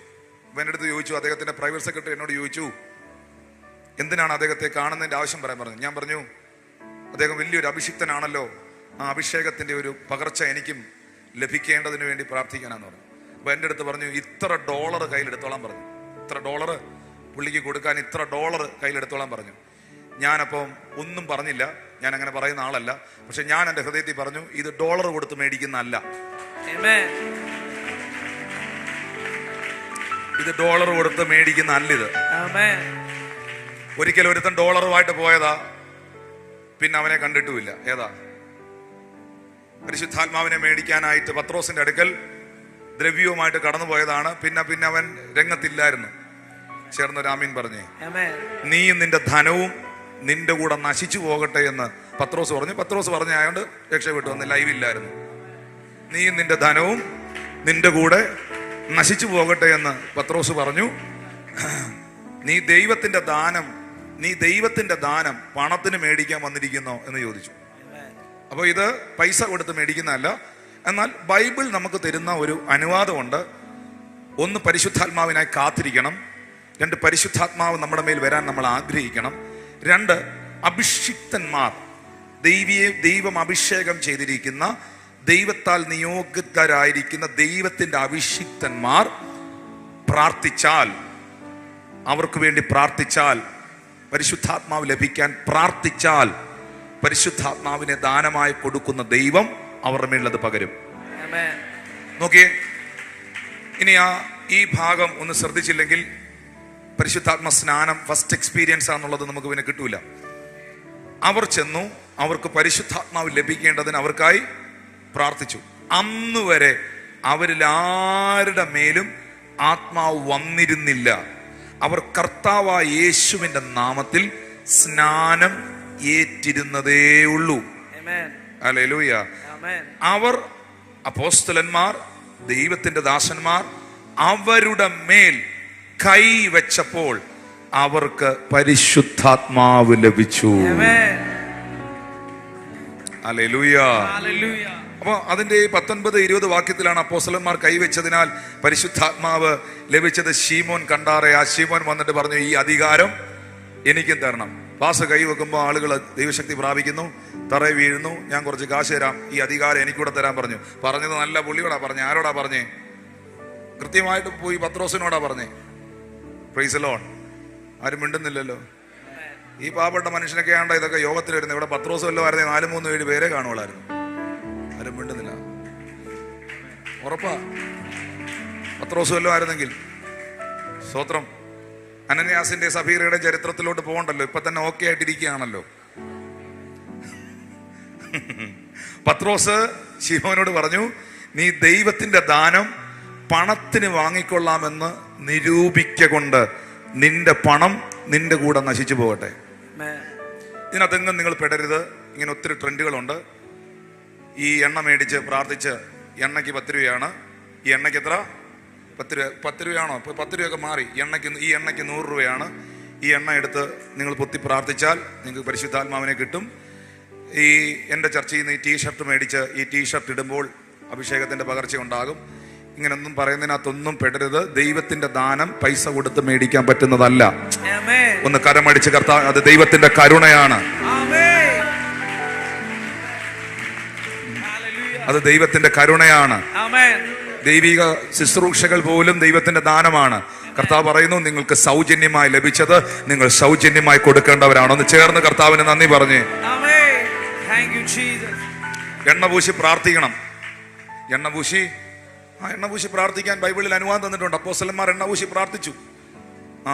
മൂപ്പന്മാർ എണ്ണ പൂശി പ്രാർത്ഥിച്ചു. അത് നമ്മൾ ഇപ്പം ഒലിവ് ഓയിൽ എന്ന് പറഞ്ഞൊരു ഓയിലുണ്ട്. സാധാരണ ഒലിവ് ഓയിൽ ഉപയോഗിക്കുന്നത് സലാഡ് ഉണ്ടാക്കാനാ. സലാഡിനകത്തൊക്കെ ഒഴിച്ചാൽ നല്ലതാ. വല്ലതും കേൾക്കുന്നുണ്ടോ? എന്നാൽ ഇതേ ഒലിവ് ഓയില് പ്രാർത്ഥിച്ച് തൈലക്കൊമ്പിനകത്ത് ഒഴിച്ച് സാമുവേൽ കൊണ്ടുപോയി ദാവീദിന്റെ മേളിലോട്ട് ഒഴിച്ചപ്പോൾ ആത്മാവ് അവന്റെ മേളിൽ വന്നു. അപ്പം ഓരോ സ്ഥലങ്ങളും, ഞങ്ങളൊരു സ്ഥലത്ത് പ്രാർത്ഥിക്കാൻ പോകുമ്പോൾ കഴിഞ്ഞ ദിവസം ഒരു ഗോഡൗണ്, ഒരു സിമെന്റ് ഗോഡൗണ് ഒരു ദൈവദാസൻ വാങ്ങിച്ചു, വിലയ്ക്ക് മേടിച്ചു. വിലയ്ക്ക് മേടിച്ചിട്ട് അതിനെ ചർച്ചാക്കി പണിതു, കൺവേർട്ട് ചെയ്തു. ഞാൻ അവിടെ പ്രാർത്ഥിക്കാൻ ചെന്നപ്പോൾ ഞാൻ ആദ്യം പറഞ്ഞ വാക്യതാണ്, ഇതിൻ്റെ ഉടമസ്ഥൻ ഈ ഗോഡൗൺ പണിഞ്ഞത് സിമെന്റ് കൂട്ടി വെക്കാനും മറ്റു പല കാര്യങ്ങൾക്കുമാണ്. പക്ഷെ ഇന്ന് ഞങ്ങൾ ഒന്നിച്ച് പ്രാർത്ഥിച്ച് ഈ സ്ഥലത്തെ വിശുദ്ധീകരിച്ച് ഈ സ്ഥലത്തിന്റെ പ്രവർത്തനങ്ങളെ കൺവേർട്ട് ചെയ്യുകയാണ്. ഇതിനെ കൺവേർട്ട് ചെയ്യുകയാണ്. കാരണം സ്തോത്രത്താലും പ്രാർത്ഥനയാലും സകലതും വിശുദ്ധീകരിക്കപ്പെടുന്നു. കരമടിച്ചത് സ്തോത്രത്താലും പ്രാർത്ഥനയാലും സകലതും ശുദ്ധീകരിക്കപ്പെടുന്നു. അപ്പൊ എണ്ണ പൂശി പ്രാർത്ഥിക്കേണ്ടെന്നല്ല ബൈബിൾ പറയുന്നത്. ഈ പൈസ കൊടുത്ത് എണ്ണയൊക്കെ മേടിച്ച്, പണ്ട് ഞങ്ങളുടെ അമ്മ, ഞങ്ങളൊരു സാമുദായിക സഭയിലായിരുന്ന സമയത്ത് ഒരു സ്ഥലത്ത് പ്രാർത്ഥിക്കാൻ പോകുമായിരുന്നു. അപ്പോൾ പ്രാർത്ഥിക്കാൻ പോയിട്ട് വരുമ്പോൾ ഞങ്ങളുടെ വീട്ടിൽ, ഇന്ന് എനിക്ക് എത്ര വയസ്സുണ്ട്, 15-16 വയസ്സൊക്കെ ഉള്ളൂ. അത് വേറൊരു ധ്യാനകേന്ദ്രം പോലൊരു സംവിധാനമാണ്. അവിടുന്ന് അത് ഓരോരുത്തരുടെ വിശ്വാസമാണ്, ഞാൻ ആരുടെയും വിശ്വാസത്തെ ചോദ്യം ചെയ്യുന്നില്ല. ഞാൻ എൻ്റെ അമ്മയോട് പറഞ്ഞൊരു കാര്യം പറയാം. അന്ന് ഞാൻ ഇച്ചിരി ഈ പഠിച്ചുകൊണ്ടിരിക്കുന്ന സമയമാണ്, യൗവനക്കാരനാണ്. അപ്പോൾ അവിടെ ഈ പ്രാർത്ഥന കഴിയുമ്പം കുന്തിരിക്കം കിട്ടും. 10 രൂപ കൊടുത്താൽ അവർ പ്രാർത്ഥിച്ചു വെച്ചിരിക്കുന്ന കുന്തിരിക്കം അത് മേടിച്ച് വീടിന് ചുറ്റും പുകയ്ക്കണം. പുകയ്ക്കുമ്പോൾ എല്ലാ ബാധകളും ഒഴിയും. സത്യം പറഞ്ഞാൽ അമ്മ ആ കുന്തിരിക്കവും മേടിച്ചുകൊണ്ട് വരുമ്പോൾ ബാധയൊന്നും ഒഴിയല്ലെന്ന് എനിക്കറിയാം. കൊതുവും കാണുകയില്ല, നല്ല മണവുമായിരുന്നു. ഞാൻ അതുകൊണ്ടൊന്നും പറഞ്ഞില്ല. കൊതുവും പോകുന്നുണ്ട്, പിന്നെ അത്യാവശ്യം നല്ല മണം ഉണ്ടായിരുന്നു. ചേർന്ന് രാമ്യം പറഞ്ഞ്, ഈ ദൈവത്തിന്റെ ദാനം കാശ് കൊടുത്ത് മേടിക്കുന്നതല്ല. ഇന്ന് പകൽ ഇവിടെ ഇരിക്കുന്നവരോർത്തോണം, ഹൃദയം തകർന്ന് ചങ്ക് പൊട്ടി പ്രാർത്ഥനയോടെ തമ്പുരാനോട് കാത്തിരുന്ന് ആവശ്യപ്പെട്ടാൽ എന്റെ ദൈവം നിന്റെ പെരയ്ക്കകത്ത് ഇറങ്ങി വരും. എന്റെ ദൈവം നിന്റെ അടുത്തിറങ്ങി വരും. ഹൃദയം നുറുങ്ങിയവർക്ക് സമീപസ്ഥനും മനസ്സ് തകർന്നവനുമായ കർത്താവ് നിന്നെ രക്ഷിക്കും. കൈകളൊന്ന് അടിച്ച് കർത്താവിന് നന്ദി പറഞ്ഞേ.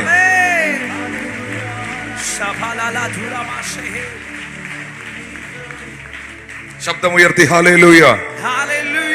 അപ്പോൾ അപ്പോസ്തലന്മാർ അവരുടെ മേൽ കൈവച്ചപ്പോൾ പരിശുദ്ധാത്മാവ് അവരുടെ മേൽ വന്നു. നിങ്ങൾക്കറിയാമോ, ആഭിചാരകനായ താഴോട്ടൊന്ന് വായിച്ചേ, 22-21 വാക്യത്തിൽ പോയെ, നിന്റെ ഹൃദയം ദൈവസന്നിധിയിൽ നേരിലുള്ളത് ആകെ അല്ലാത്തതിനാൽ ഈ കാര്യത്തിൽ നിനക്ക് പങ്കും ഓഹരിയുമില്ല. ഓക്കെ, മാനസാന്തരപ്പെട്ട് കർത്താവിനോട് പ്രാർത്ഥിക്കാം, പക്ഷെ നിന്റെ ഹൃദയത്തിലെ നിരൂപണം ക്ഷമിച്ചു കിട്ടുമായിരിക്കും. അത്രേ ഉള്ളൂ. പരിശുദ്ധാത്മാവിനെ പ്രാപിക്കാൻ ആഗ്രഹിക്കുന്ന എത്ര പേരുണ്ട്? കൈ ഉയർത്തി പിടിച്ചോ. പരിശുദ്ധാത്മാവ്, ഇന്ന് പെന്തിക്കോസ് നാളാ, ഇന്ന് പെന്തിക്കോസ് ദിനമാ. ഇന്ന് എന്ത് ദിവസമാ? പെന്തിക്കോസ് ദിനമാ. പരിശുദ്ധാത്മാവിനെ പ്രാപിക്കാൻ സ്വീകരിക്കാൻ എത്ര പേര് ആഗ്രഹിക്കുന്നു? ഇല്ല, കണ്ണു തുറന്നു പിടിച്ചോ. കൈ ഉയർത്തി പിടിച്ചോണം, കണ്ണും തുറന്നു പിടിച്ചോണം. ഞാൻ ആ വാക്യം പറയാം. നീ വഷളത്വമെല്ലാം വിട്ട് മാനസാന്തരപ്പെട്ട് കർത്താവിനോട് പ്രാർത്ഥിക്കുക. എനിക്ക് വചനത്തെ ഉള്ളതേ, എന്നോട് പിണങ്ങല്ലേ, ഞാൻ വചനം വായിക്കുക. നീ വഷളത്വമെല്ലാം വിട്ട് മാനസാന്തരപ്പെട്ട് കർത്താവിനോട് പ്രാർത്ഥിക്കുക. പ്രാർത്ഥിച്ചാൽ ഇന്ന് പകൽ നിന്റെ മേളിൽ ദൈവത്തിന്റെ ശക്തി ഇറങ്ങി വരും. ഒന്ന് കരമടിച്ച് കർത്താവിന് നന്ദി പറയാം. ശബ്ദമുയർത്തി കർത്താവിന് നന്ദി പറയാം. പരിശുദ്ധാത്മാവെ എന്നെ നിറയ്ക്കണമേ. പരിശുദ്ധാത്മാവെ നിന്റെ ശക്തി എന്റെ മേൽ പകരണമേ. ആ കരങ്ങൾ അടിച്ചതൊന്ന് സ്വീകരിക്കാൻ ഇന്ന് പകൽ തയ്യാറായ ആ വലിയ ദൈവശക്തി എന്റെ മേളിൽ കർത്താവ് പകരട്ടെ. ഓ ശഖമരദനസിയ. ദൈവമക്കളെ, ഞാൻ ഇതിന്റെ കൂട്ടത്തിൽ ഒരു കാര്യം ഒന്ന് പറഞ്ഞു പോവുകയാണ്, പെട്ടെന്ന് പറഞ്ഞു പോവുകയാണ്. ഈ ഒരാളുടെ മേളിൽ ദൈവത്തിന്റെ പരിശുദ്ധാത്മാവ് ഉണ്ടെങ്കിൽ, ഒരാളുടെ മേളിൽ ദൈവത്തിന്റെ പരിശുദ്ധാത്മാവ് ഉണ്ടെങ്കിൽ അതിന് 2-3 സൈൻ ഉണ്ട്. പറഞ്ഞ ദൈവത്തിന്റെ ആത്മാവ് ഒരു വ്യക്തിയിലുണ്ടെങ്കിൽ പ്രധാനമായും 3 കാര്യങ്ങൾ കാണാം. കേൾക്കാൻ റെഡിയാണോ? അതുകൂടെ പറഞ്ഞ് പ്രാർത്ഥിച്ചാ പോരെ? പരിശുദ്ധാത്മാവ് ഒരാളിലുണ്ടെങ്കിൽ പരിശുദ്ധാത്മാവ് ഒരാളിലുണ്ടെങ്കിൽ പ്രധാനമായും 3 കാര്യങ്ങൾ കാണാം. ഒന്നാമത്തെ കാര്യം വായിച്ചേ, അപ്പോസ്തല പ്രവൃത്തി 4:31. ഇങ്ങനെ പ്രാർത്ഥിച്ചപ്പോൾ അവർ കൂടിയിരുന്ന സ്ഥലം കുലുങ്ങി, എല്ലാവരും പരിശുദ്ധാത്മാവ് നിറഞ്ഞവരായി. അതുകൊണ്ട് എന്ത് സംഭവിച്ചു? ദൈവവചനം ധൈര്യത്തോടെ പ്രസ്താവിച്ചു. പരിശുദ്ധാത്മാവ് ഉള്ളവനിൽ ഒന്നാമത് കാണുന്ന കാര്യം എന്താ കാണുന്നേ? കർത്താവിന് വേണ്ടിയും തന്റെ വചനത്തിന് വേണ്ടി സ്റ്റാൻഡ് ചെയ്യാനുള്ള ഒരു ധൈര്യം. ഏത് പുള്ളിയുടെ മുമ്പിൽ ഉറച്ചു നിൽക്കാനുള്ള ഒരു ധൈര്യം. ഞാൻ വീണ്ടും ഒരു കാര്യം എടുത്തു പറയാണ്, രണ്ടു പേരുടെ മുമ്പിൽ എഴുന്നേറ്റ് നിന്ന് രണ്ട് വാക്ക് പറയാൻ മുട്ടിടിക്കുന്ന നിന്നെ 10,000ങ്ങളുടെ നടുവിൽ നിർത്തി. ഓ യേശുവിന്റെ നാമത്തിൽ ഇതാരോടുള്ള ഒരു ദൂതാണ്. രണ്ട് വാക്ക് പറയാൻ രണ്ടു പേരുടെ മുമ്പിൽ നിന്നാൽ മുട്ടിടിക്കുന്ന നിന്നെ പ്ലാറ്റ്ഫോമുകളിൽ നിർത്തി 10,000ങ്ങൾക്ക് വേണ്ടി ദൈവവചനം ശുശ്രൂഷിപ്പിക്കാൻ എന്റെ ദൈവം വിശ്വസ്തനാണ്. വിശ്വസിക്കുന്നവർ കൈകൾ അടിച്ചാത്മാവിൽ ദൈവത്തിന് നന്ദി പറഞ്ഞേ. അപ്പോ പരിശുദ്ധാത്മാവ് ഉള്ളവനിൽ ഉണ്ടാകുന്ന കാര്യം എന്നാ? ധൈര്യം. ഞാൻ കഴിഞ്ഞ ദിവസം ഗുജറാത്തി മീറ്റിങ്ങിന് പോയി. ഷിജിൻ ഉണ്ടായിരുന്നു. ഈ ലൈവിന്റെ സൗണ്ട് എനിക്ക് ഒരു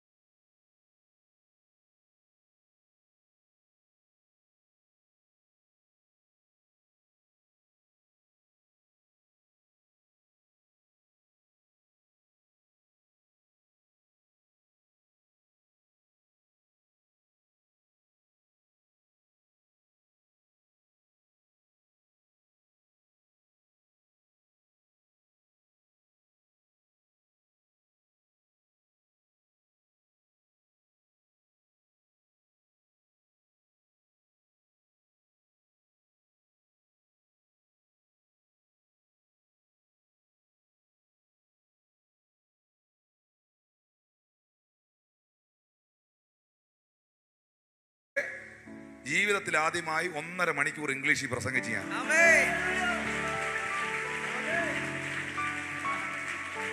അവിടെ രാജു കാമന്ത് എന്ന് പറയുന്ന കർത്താവിന്റെ ദാസൻ അത് ഗുജറാത്തിലേക്ക് ട്രാൻസ്ലേറ്റ് ചെയ്തു. ആരാലും പട്ടി കടിക്കാൻ വന്നാൽ ഓടിയിരിക്കും, ഉറപ്പായിട്ട് ഓടും. ഹല്ലേലൂയ. അപ്പൊ ഞാൻ പറഞ്ഞത് അത് കഴിഞ്ഞപ്പോ ഇവരെല്ലാം എന്നോട് പറയാം, എന്റെ കൂടെ നിൽക്കുന്നത് പറയാം, പാസ്റ്റേ ഇതൊരു ഗ്രേറ്റ് ഗ്രേസ് ആണ്. ഇത് ഗ്രേറ്റ് ഗ്രേസ് അല്ല, എന്തെങ്കിലും പറയണ്ടേ, ആളുകൾക്ക് മനസ്സിലാവണ്ടേ. എന്തായാലും ദൈവം എന്നെ ശക്തമായിട്ട് ഉപയോഗിച്ചു. അപ്പൊ ഞാൻ പറഞ്ഞു ഇത്രയേ ഉള്ളൂ. യേശു കർത്താവ് മുക്കുവന്മാരെ ശുശ്രൂഷയ്ക്ക് വേണ്ടി വിളിച്ചു. കാറ്റിന്റെയും കടലിന്റെയും ഈ തിരകളുടെയൊക്കെ ഇടയിലൂടെ കിടന്ന് കളിച്ചവരെ കർത്താവിന്റെ ശുശ്രൂഷയ്ക്ക് വേണ്ടി വിളിച്ചു. എന്നിട്ടും അവരിൽ പലയിടത്തും ഞാൻ ധൈര്യക്കുറവ് കണ്ടിട്ടുണ്ട്. നിങ്ങൾ ശ്രദ്ധിക്കണം, എല്ലാവരും പ്രസംഗിക്കുമ്പം പറയുന്ന ഒരു കാര്യമുണ്ട്. ഞാനൊരു തിരുത്തൽ കൊണ്ടുവരികയാണ്, ഒരു മാറ്റം കൊണ്ടുവരികയാണ്. എന്നെ വിമർശിച്ചാലും കുഴപ്പമില്ല, ഞാനൊരു തിരുത്തൽ കൊണ്ടുവരികയാണ്. യേശു ക്രിസ്തു മുക്കുവരെ തെരഞ്ഞെടുത്തത് ഇവർക്ക് പേടിയില്ലാത്തത് കൊണ്ടാണ് മുക്കുവന്മാരെ തെരഞ്ഞെടുത്തത്, അല്ലെങ്കിൽ മുക്കുവരെ തിരഞ്ഞെടുത്തത് ഒരു ഭയമില്ലാത്തവരായതുകൊണ്ടാണ്, ബോൾഡായിട്ടുള്ളവരാണ്. എൻ്റെ ചോദ്യം ഇതാണ്, ഈ മുക്കുവനായ പത്രോസ്, ഈ സഹോദരന്മാര് ബോൾഡായിരുന്നോ? കാറ്റും കടലും വന്നപ്പോ അവരതിനെ വിശ്വാസത്തോടെ നേരിടുകയായിരുന്നോ? ഞങ്ങൾ ചാവാൻ പോവാന്നേ എന്ന് പ്രാർത്ഥിക്കുമായിരുന്നോ? അപ്പൊ അവർക്ക് ധൈര്യം ഉണ്ടായിരുന്നോ? ഇല്ല. നിസ്സാരം ഒരു കൊച്ചു 12 വയസ്സുള്ള ഒരു പെങ്കൊച്ച്, നീയും ആ ഗലീലക്കാരനല്ലേ, നീ ഇവന്റെ കൂടെ നടന്നതല്ലേ എന്ന് പറഞ്ഞപ്പം യേശുവിനെ ഇതേ പുള്ളി തള്ളി പറഞ്ഞ് ആണയിട്ട് പ്രാഗി സ്ഥലം വിട്ടോ? പറ. അപ്പൊ ആ ധൈര്യം ഉണ്ടായിരുന്നോ? ഞാൻ പറയുന്നു, ഈ ധൈര്യം എന്ന് പറയുന്നത് ഭാര്യ അടിക്കുന്ന ധൈര്യത്തെ കുറിച്ചല്ല. ആരും മിണ്ടല്ലോ. പ്രൈസല്ലോ. കമ്പോളത്തിൽ ഇറങ്ങി ഈ കവലച്ചട്ടമ്പിയായി കളിക്കുന്ന ഒരു ധൈര്യം ഉണ്ടല്ലോ, ആ ധൈര്യമല്ല. പ്രൈസല്ലോ. അതിന് ഒരു അഭിഷേകവും ഒരു കൃപയും വേണ്ട. ഇപ്പൊ പോകുന്ന പോലെ അങ്ങ് പോയാൽ മതി. സ്തോത്രം. ഈ ആളുകളോട് വഴക്കിടാൻ പോകുന്ന ഒരു സാധനം ഉണ്ടല്ലോ, അതിന് ഒരു സംഭവം വേണ്ട. പക്ഷേ ദൈവവചനത്തിന് വേണ്ടി നിൽക്കാൻ, അറിഞ്ഞ സത്യത്തിന് വേണ്ടി നിൽക്കാൻ, ഞാൻ കേട്ടത്, ഞാൻ അറിഞ്ഞത്, ഞാൻ മനസ്സിലാക്കിയത് സത്യമാണ്. ഈ സത്യത്തിനകത്തുനിന്ന് 1 ഇഞ്ച് ഞാൻ പുറകോട്ട് പോകുകയല്ല. ആരൊക്കെ എന്തൊക്കെ പറഞ്ഞാലും ഇതെന്റെ അനുഭവമാണ്. ഞാൻ ഈ സത്യത്തിൽ നിൽക്കും, ഈ സത്യത്തെ ലോകത്തിൽ വിളംബരം ചെയ്യും എന്ന് പറഞ്ഞ് നിൽക്കാൻ നിനക്ക് ക്രിസ്തുവിൽ ഒരു ധൈര്യം വേണം. അതുകൊണ്ടാണ് റോമർക്കെഴുതിയ ലേഖനം, തിമോത്തിയോസിന്റെ ലേഖനം, 2 തിമോത്തിയോസിന്റെ ലേഖനം 1-ാം അധ്യായം 7-ാമത്തെ വാക്യത്തിൽ എഴുതിയിട്ടുണ്ട്, ഭീരുത്വത്തിന്റെ ആത്മാവിനെ അല്ല, ശക്തിയുടെയും സ്നേഹത്തിന്റെയും സുബോധത്തിന്റെ ആത്മാവിനെ അത്രേ ദൈവം നമുക്ക് തന്നത്. ഇന്ന് പകൽ നിങ്ങളുടെ അകത്ത് ഏതെങ്കിലും രീതിയിലുള്ള ഭയം ഇരിപ്പുണ്ടെങ്കിൽ, ഏതെങ്കിലും വ്യക്തികളെയോ സാഹചര്യങ്ങളെയോ നിങ്ങൾ ഭയപ്പെടുന്നെങ്കിൽ, യേശുവിന്റെ നാമത്തിൽ ആ ഭയത്തെ ദൈവാത്മാവ് അടിച്ചു പുറത്താകട്ടെ. എല്ലാ മരണഭീതികളും വിട്ടുപോകട്ടെ. ഒന്ന് ആത്മാവിൽ പ്രാർത്ഥിച്ച് എല്ലാ മരണഭീതികളും വിട്ടുപോകട്ടെ. എല്ലാ സാമ്പത്തിക ഭയങ്ങളും വിട്ടുപോകട്ടെ. ഞാനിത് പറഞ്ഞുകൊണ്ടിരിക്കുമ്പോ എന്റെ ഹൃദയത്തിൽ ദൈവാത്മ പറയുന്നു, നിങ്ങളുടെ മക്കളെ ഓർത്ത് നിങ്ങൾക്ക് ഭയമുണ്ട്, നിങ്ങളുടെ കുഞ്ഞുങ്ങളുടെ ഭാവി ഓർത്ത് നിങ്ങൾക്ക് ഭയമുണ്ട്, അവരുടെ ഇപ്പോഴത്തെ പോക്ക് കണ്ടിട്ട് നിങ്ങൾക്കൊരു ഭയമുണ്ട്. ആത്മാവ് നിങ്ങളോട് പറയുന്നു, നിന്റെ മക്കൾ യഹോവയാൽ ഉപദേശിക്കപ്പെട്ടവരും അവരുടെ സമാധാനം വലുതുമായിരിക്കും. പേടിക്കരുത്. എനിക്ക് ആ മോളെ തന്നത് ദൈവമാണെങ്കിൽ, എനിക്ക് ആ മോനെ തന്നത് ദൈവമാണെങ്കിൽ, എനിക്ക് ഈ കുഞ്ഞിനെ തന്നത് ദൈവമാണെങ്കിൽ, ഞാൻ പ്രാർത്ഥിക്കുന്ന ഒരു അപ്പനാണെങ്കിൽ, ഞാൻ പ്രാർത്ഥിക്കുന്ന ഒരു അമ്മയാണെങ്കിൽ, എന്റെ തലമുറകൾ ദൈവത്താൽ അനുഗ്രഹിക്കപ്പെടുമെന്ന് ഞാൻ ഉറച്ചു വിശ്വസിക്കണം. ഉറച്ചു വിശ്വസിക്കണം. ഉറച്ചു വിശ്വസിക്കണം.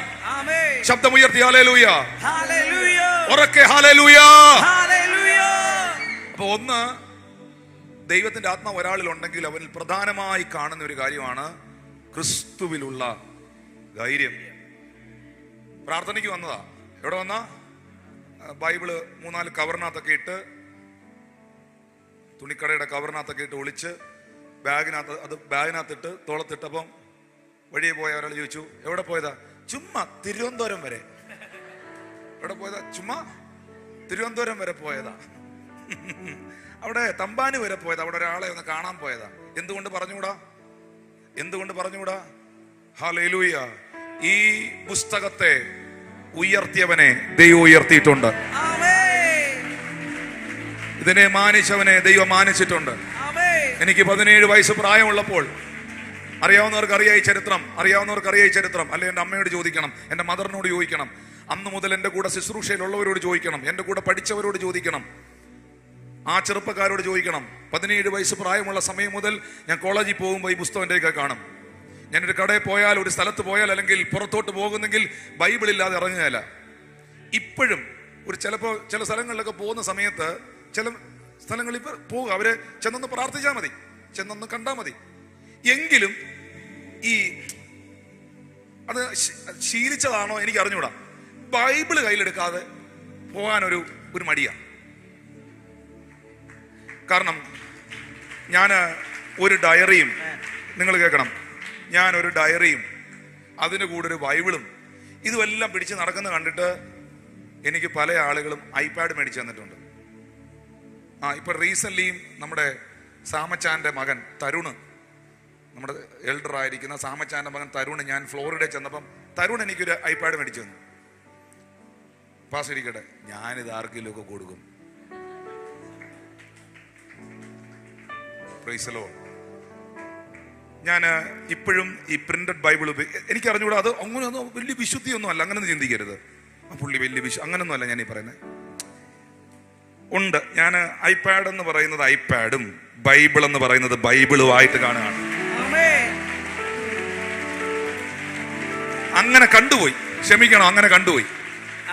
ചേർന്ന് രാമയും പറഞ്ഞേ. അപ്പോ ഇതിനെ ഉയർത്തുന്നവനെ ദൈവം ഉയർത്തും. ഇതിനെ ഇങ്ങനെ ആലിംഗനം ചെയ്യുന്നവനെ തമ്പുരാൻ ഇങ്ങനെ ചേർത്ത് പിടിക്കും. ഓ ഹല്ലേലൂയ. ഞാനിന്ന് രാവിലെ പാസ്റ്റർ ക്രിസ്റ്റി ഞാൻ കണ്ടൊരു കാഴ്ചയാണ്. സത്യമായിട്ടും ഞാൻ നിങ്ങളോട് പറയുന്നു, ഒരു 12 മണിക്കൂർ മുമ്പ് കണ്ടൊരു കാഴ്ചയാണ്. 12-13 മണിക്കൂറിൽ കൂടുതലായിട്ടില്ല. ഞാൻ കുവൈറ്റിൽ നിന്ന് ദുബായ് വന്നു. ദുബായിൽ നിന്ന് എനിക്ക് തോന്നുന്നു 9:30 ഫ്ലൈറ്റ്, ഇങ്ങോട്ടുള്ള ഫ്ലൈറ്റ്. അപ്പം ഒരു കത്തോലിക്ക പുരോഹിതൻ, ഒരച്ഛൻ, ഒരു പുരോഹിതൻ. അപ്പോൾ എല്ലാവരും ഈ ബാഗിനകത്തിരിക്കുന്ന സാധനമെല്ലാം എക്സ്റേക്കകത്ത് ഇടണം. ഇതിനകത്തിടണം, എക്സ്റേക്കകത്ത് ഇടണം. അപ്പോൾ ഇതെല്ലാം അതിനകത്ത് എന്തെങ്കിലുമൊക്കെ ഇരിപ്പുണ്ട് എടുത്ത് പുറത്ത് വെക്കണം. അപ്പം അച്ഛന് മനസ്സിലായില്ല, നമുക്ക് ബൈബിളൊന്നും അങ്ങനെ എടുത്ത് പുറത്ത് വെക്കേണ്ട കാര്യമില്ല, എന്തെങ്കിലും ഇലക്ട്രോണിക്സ് ഐറ്റമോ മെറ്റലായിട്ടുള്ളതൊക്കെ എടുത്ത് വെച്ചാൽ മതി. അപ്പം അച്ഛൻ എന്ത് ചെയ്തു, ഇതിൻ്റെ കൂട്ടത്തിൽ ഈ വിശുദ്ധ ബൈബിളും കൂടെ ട്രെയ്ക്കകത്ത് എടുത്തു വെച്ചു. അപ്പം ഞാൻ തൊട്ട് പുറകെ നിൽപ്പുണ്ട്. ഞാനൊരു പാസ്റ്ററും പുള്ളിയുടെ അച്ഛനുമാണ്. എനിക്ക് എല്ലാവരെയും ഇഷ്ടമാണ്, എല്ലാവരോടും എനിക്ക് സന്തോഷമാണ്, എനിക്ക് എല്ലാവരോടും സ്നേഹമാണ്. ഞാൻ ഒത്തിരി നല്ല അച്ഛന്മാരുടെ മെസ്സേജുകൾ കേൾക്കാറുണ്ട്. ചേർന്നരാമീൻ പറഞ്ഞ് നല്ല മെസ്സേജ്. ദൈവവചനത്തിന് ബന്ധനമില്ല. അതൊരു കൊച്ചു കുഞ്ഞ് നല്ലൊരു മെസ്സേജ് പറഞ്ഞാലും ഞാൻ ശ്രദ്ധിക്കും. അപ്പോ ഞാൻ കണ്ടൊരു കാഴ്ച, തിരിച്ച് ഞാൻ ബെൽറ്റൊക്കെ എടുത്ത് കെട്ടി വാച്ചൊക്കെ ഇട്ട് എൻ്റെ പെട്ടിയെല്ലാം എടുത്ത് സിപ്പിട്ട് വരുമ്പോൾ ഈ അച്ഛൻ ഈ ബൈബിള് തിരിച്ച് അച്ഛൻ്റെ ബാഗിലോട്ട് വെക്കുന്നതിന് മുമ്പ് അച്ഛൻ ഒരു 3 ഉമ്മ കൊടുത്തിട്ടാണ് ആ ബൈബിൾ കെട്ടി വെച്ചത്. കുറച്ച് നേരത്തേക്ക് ആ ബൈബിൾ ആ ട്രെയ്ക്കകത്ത് പോയതിന്റെ പുള്ളിയുടെ ഒരു മനോവേദനയാണ്. അത്ര സ്നേഹം. എത്ര പേർക്ക് ഞാൻ ഈ പറയുന്ന എത്ര പേർക്ക് മനസ്സിലാവുന്നുണ്ട്? പെന്തിക്കോസിലെ ഞാൻ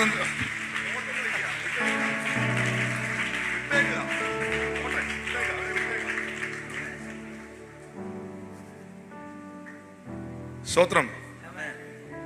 വചനത്തിൽ എഴുതിയിരിക്കുന്നു, ഇതിനെ ആലിംഗനം ചെയ്യുന്നവനെ ദൈവം അനുഗ്രഹിക്കും. ഇത് ഷോക്കേസിൽ കൊണ്ട് വെക്കാനുള്ളതല്ല. രാത്രിയാകുമ്പം ഉറക്കം വരാതിരിക്കുമ്പോൾ എവിടുന്നെങ്കിലും എടുത്തുകൊണ്ട് വന്ന തലയണയുടെ കിഴി വെക്കാനുള്ള സാധനമല്ലത്. ആർക്കും മിണ്ടുന്നില്ലല്ലോ. സ്തോത്രം. ഇത് വായിക്കണം, ഇത് തുറക്കണം, ഇത് അനുസരിക്കണം, ഇത് ധൈര്യത്തോടെ പ്രസ്താവിക്കണം.